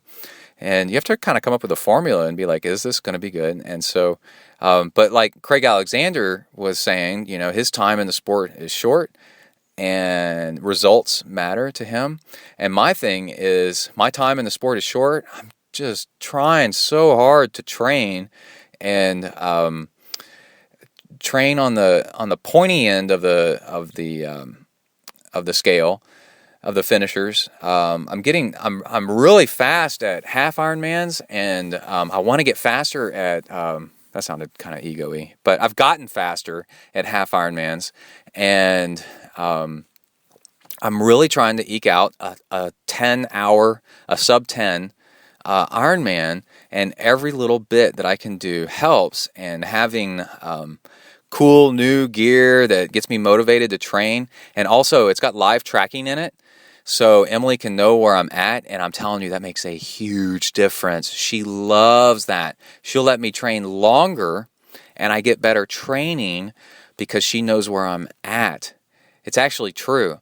So that's a big, big deal for me. And that's an age grouper, dad kind of thing, spouse kind of thing, parent kind of thing. If you're in that situation, you might be able to wiggle out more training time because your spouse is happier that you're gone, because they know where you are. And the coolest thing is they know when you're about to come home, right? So they know that you're only 20 minutes away. So you don't, or an hour away or half an hour away, and that your direction is coming towards the house. So they can watch you as you're coming in and start getting their stuff together to go run errands or whatever they're going to do as you walk in the door. And Emily's been doing that, and she loves it. It's fantastic. Now the Ambit, Sunto might come out with that soon. I just don't know. I'm not in with them, company wise, to know, what's coming next.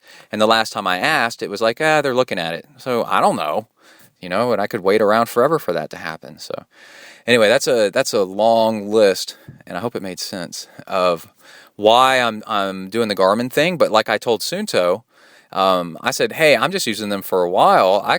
I'm happy, with anything that works right now, and I've got nothing but good stuff to say about Sunto.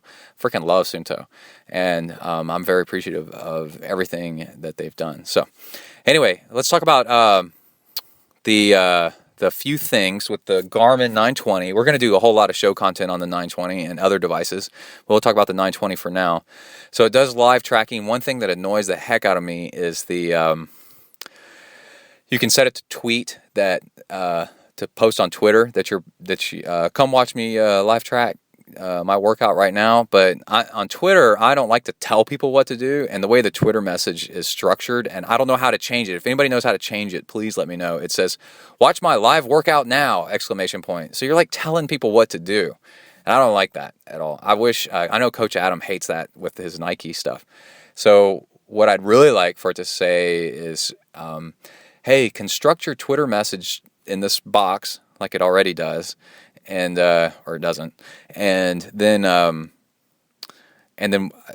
it'll tag the end of the message with the link to the live tracking. If anybody knows how to do that, please let me know. If anybody knows anybody that works at Garmin, tell them to switch that, man. That is, ugh. And then what's another thing on Garmin Connect?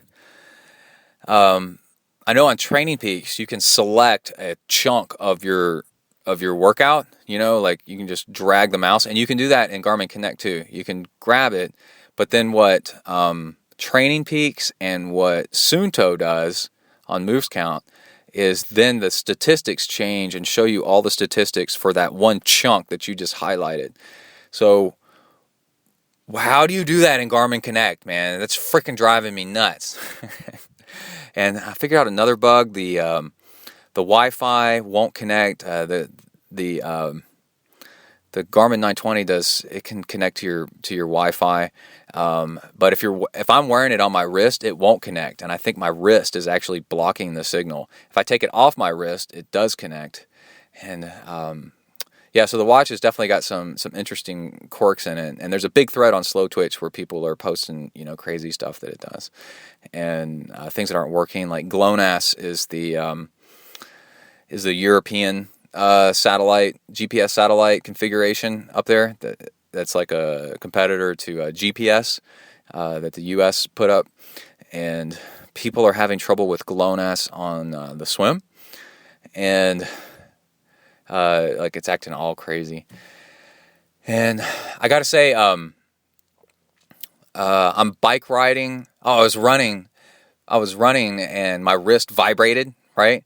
And I'm like, oh, what is that? And I look, because my phone is in my pocket while I'm running out, and I'm running with the dog, right? So the dog's on a leash. I got a gel flask in my other hand, so my hands are full, kind of, and my wrist vibrates, and I turn and look, and it says on the screen, it's your mom calling. And I'm like, well, I'll send that to voicemail. I don't want to do that right now. And then I thought, that's cool, man. I could totally do that. The Ambit does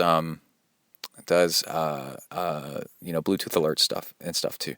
But the color screen, it's nice. I wouldn't say it's a killer feature. I've noticed that it does come in. It's okay. Like, it comes in handy sometimes, where after a while you get to look for the color instead of just the symbol, and that'll tell you things like if you're stopping a workout, it puts up a red square, and if you're starting a workout, it's a green arrow, big one right in the middle of the screen. And as you get used to that, you're like, oh, that's kind of cool, But most of the stuff isn't color, and there's an activity tracker and stuff like that, which is all right. I'm at 18,886 steps for the day, and it's just turned 5 o'clock in the afternoon. But anyway, that's it. We got to get in the car and load up the family. We're going to go out to eat for Emily's birthday. Oh, Emily was mad at me for, starting to use the Garmin now, well before Christmas. I started using it a few days ago, and because it's my Christmas present. And I said, man, I got to make sure this thing freaking works. And I'm busy, and I'm not going to sit down for hours and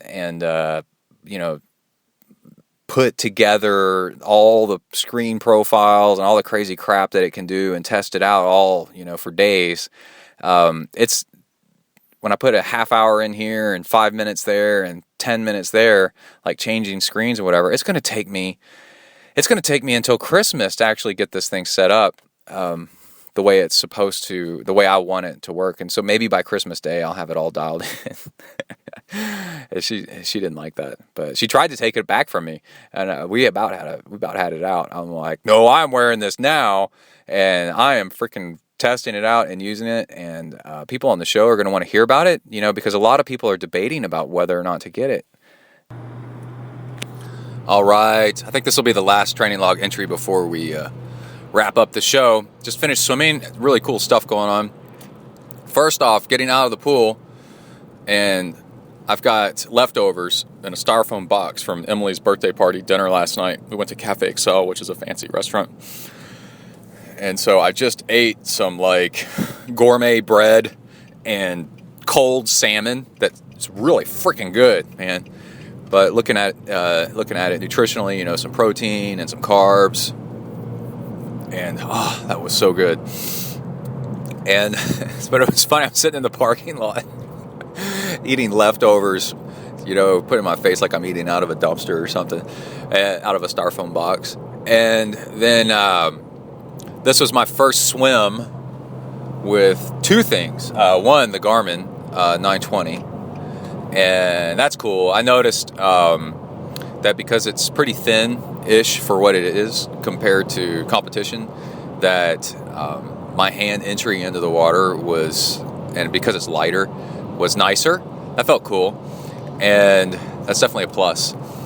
And then also, there's a bunch of watches on the market right now, because I think Polar's and Suunto's does this with a Bluetooth upload of your workout. But that was cool. I got out of the water and I walked to the locker room, and my watch goes, "Hey, your phone's now connected." And I'm like, "Oh, that's cool." And then it goes, "Hey, I've uploaded your workout." And I'm like, "That's nice." The way I was doing it before was the Ambit is a cable. It's got a cable, which is convenient because it also charges your watch at the same time, right? So you upload. But I only had one cable, and I would have to wait until I got home later that day in the evening to actually look at my swim workout. So I really wasn't looking at it because I couldn't, because I wasn't uploading it until later in the day. And now I can go to my office and sit down and grab a cup of coffee, and as I'm kind of checking emails and stuff like that, see what disasters have happened over the weekend, which I've already got one, I can kind of analyze my swim workout because it's already uploaded. So the Zen part in Zen and Yard of Triathlon is minimizing stupid crap that takes up your day and your life, fiddling with technology, as we've mentioned, instead of actually doing stuff. And so you always look for wins in that category because it gives you more time to do stuff and free time. And I remember what was the Suunto had a great watch, the Quest, which had wireless upload. It was Ant, and you had to have a little Ant plug-in, a little what is it called, dongle, but it was tiny. It was cool. It was way tinier than Garmin's, and I think they still sell it. And it's the coolest Ant dongle out there for sure, and you have to have that plugged into your laptop. But it would do wireless uploads, and I love that, man. That was super cool. And I guess I think the MP3 does it too now. But anyway, I'm in the locker room, and while I'm having to endure listening to teenage boys talk about which of their coaches is hot, and just like gross stuff, and then also stupid stuff, and they yell, and it's a locker room, so it's real echoey. So I'm listening on my headphones to music to kind of block them out. But I sit down while I'm brushing my teeth, and I thought, hey, I wonder if I can check out my workout on the app that's on the phone to see what I did. And because usually I go to a website to go look at it, and holy crap, man, it's all there. It was there within moments. For example, I did an interval workout, so my overall pace wasn't as fast as it could be because I was, stopping and resting to recover from doing a hard interval. But my fastest 100 meters was a 1:02, which is really cool. And, I did 3,100 meters and all kinds of neat stuff. That's got graphs and numbers and metrics and all kinds of neat stuff. I always caution people, warning them against chasing efficiency, because being really efficient is not the same as being really fast.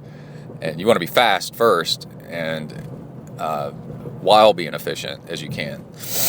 Like, you could get across the pool in one stroke if you wanted to, but it's slow. It's not something you want to race with, Anyway,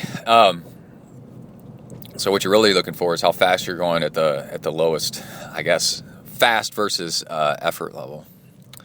And let's see what's going on here. We got cops blocking traffic for a runner. It's pretty good. And yeah, I think that's it. So feeling really nice. A little bit of maltodextrin on this morning's workout. I got an Amrita bar in the queue. I'm going to eat here in a little bit. And I think that's it. I got a question from somebody asking about how can you tell between heart rate how can you tell between nutrition failure and just endurance failure in a race? And it's from somebody that just did a marathon. And what you look for actually is if the heart rate keeps climbing and climbing and climbing, basically that means your nutrition's probably okay. You could be dehydrated. That could cause kind of the same thing. But at the same effort level, your heart rate goes higher and higher and higher and higher until you finally pop and fail because your system collapses in on itself. And while your speed either remains the same or is about the same or only increases a little bit or even slows down because you're fatiguing. A nutrition fail would be more along the lines of your heart rate would actually drop because your system isn't getting the fuel that it needs to actually run your body. So your body, you keep trying and trying and trying, but your muscles aren't getting the energy that it needs to proceed forward. And so let's say you're out on a long workout and your heart rate you're trying really hard, but your heart rate keeps dropping. That means either you're not eating enough or your stomach's locked up with too much fuel. And so then you need to focus on either eat more or drink more water or something like that. So anyway, I got to go in. It's W to the ERK. Get stuff done. Out. Bang. All right. Done with my evening run. I've got Kona with me. We just ran what would normally be my hour run, but I was flying, and I was running MAF, maximum aerobic function, which is where you run, typically 180 minus your age for heart rate. So for me, it's around 140, and you can add a couple points if the more fit you are, the longer you've been doing stuff. And man, the maltodextrin works really well for me. It doesn't take much either, which is nice. And it does hurt my stomach a little bit because I need to dilute it with a little more water. I think it's a little bit too concentrated. But check out these numbers. I'm so excited. So I'm saving my run, and the Garmin does a little wrap up here. So let's hit save, and then it's going to upload it wirelessly. So save. Okay, what are you doing? Let's do. Oh, I hit the wrong button. Okay. I didn't hit the save button, I hit the resume button. Okay, saving. One new record! Exclamation point. Yay! Fastest 10K, 49 minutes and 25 seconds. New VO2 max detected, 57. That's nice, I guess. I'm going to look into that. Recovery time, 21 hours. Okay. All right. I averaged, in 56 minutes, I ran 6.99 miles, which, transfer complete. It's already uploaded it to the internet, and an 8:01 mile pace. That includes warm up and everything. So, and 800 calories. So, I ate about 250 calories. Oh, I got a Twitter alert on my watch too. Somebody favorited a tweet. I'd have to hit it to see actually what it was. And what's cool, I hit the done button, is I can, I'm all done. I don't have to upload anything. It's already all done. That's nice. One thing that's something to improve upon is it's got the battery icon, how much battery life you got left. Well, icon is nice, I guess, but it's tiny, and it shows. I just got a mention by somebody on Twitter. And what's better is the percentage. Like on the iPhone, standard, stock, It just has the battery icon, and you can actually go in to the settings and switch it and say, I want to show the percentage as well. And now it'll say 39% instead of just an amorphous blob, which is nice. So Garmin ought to do that. It ought to show a percentage on there. The Suunto shows that. It's nice. So that was pretty good, Kona, huh? An 8:01 pace, average. The second half, I was doing well into the 7, and it's hilly, this run. So actually, I was running with hills the second half after I got warmed up, around a 740 pace, which was really, really, really nice. That's pretty cool. So that's a MAF run, and what you do is you run, and you, what I figured out is if you start having to purse your lips to breathe, what you're doing is you're creating air pressure inside your lungs to ram air harder past your lung membrane into the air pockets, so that you uptake more oxygen. You're artificially ramming air in. You know, like, you think it's really funny to breathe harder. When you see people breathing really, really hard, why isn't their mouth wide open? Like that. No, you purse your lips and go. Well, why are you making a smaller hole when you breathe out really hard? Well, what's going on is you're creating a smaller hole and then pushing really hard with your diaphragm against that smaller hole, and what it's doing is creating a huge amount of air pressure inside your lungs, and then that pressure is ramming air into the little sacs, the air sacs inside your lungs, so that you pick up more oxygen. It's pretty cool, huh? So anyway, if you're running along and you start having to purse your lips to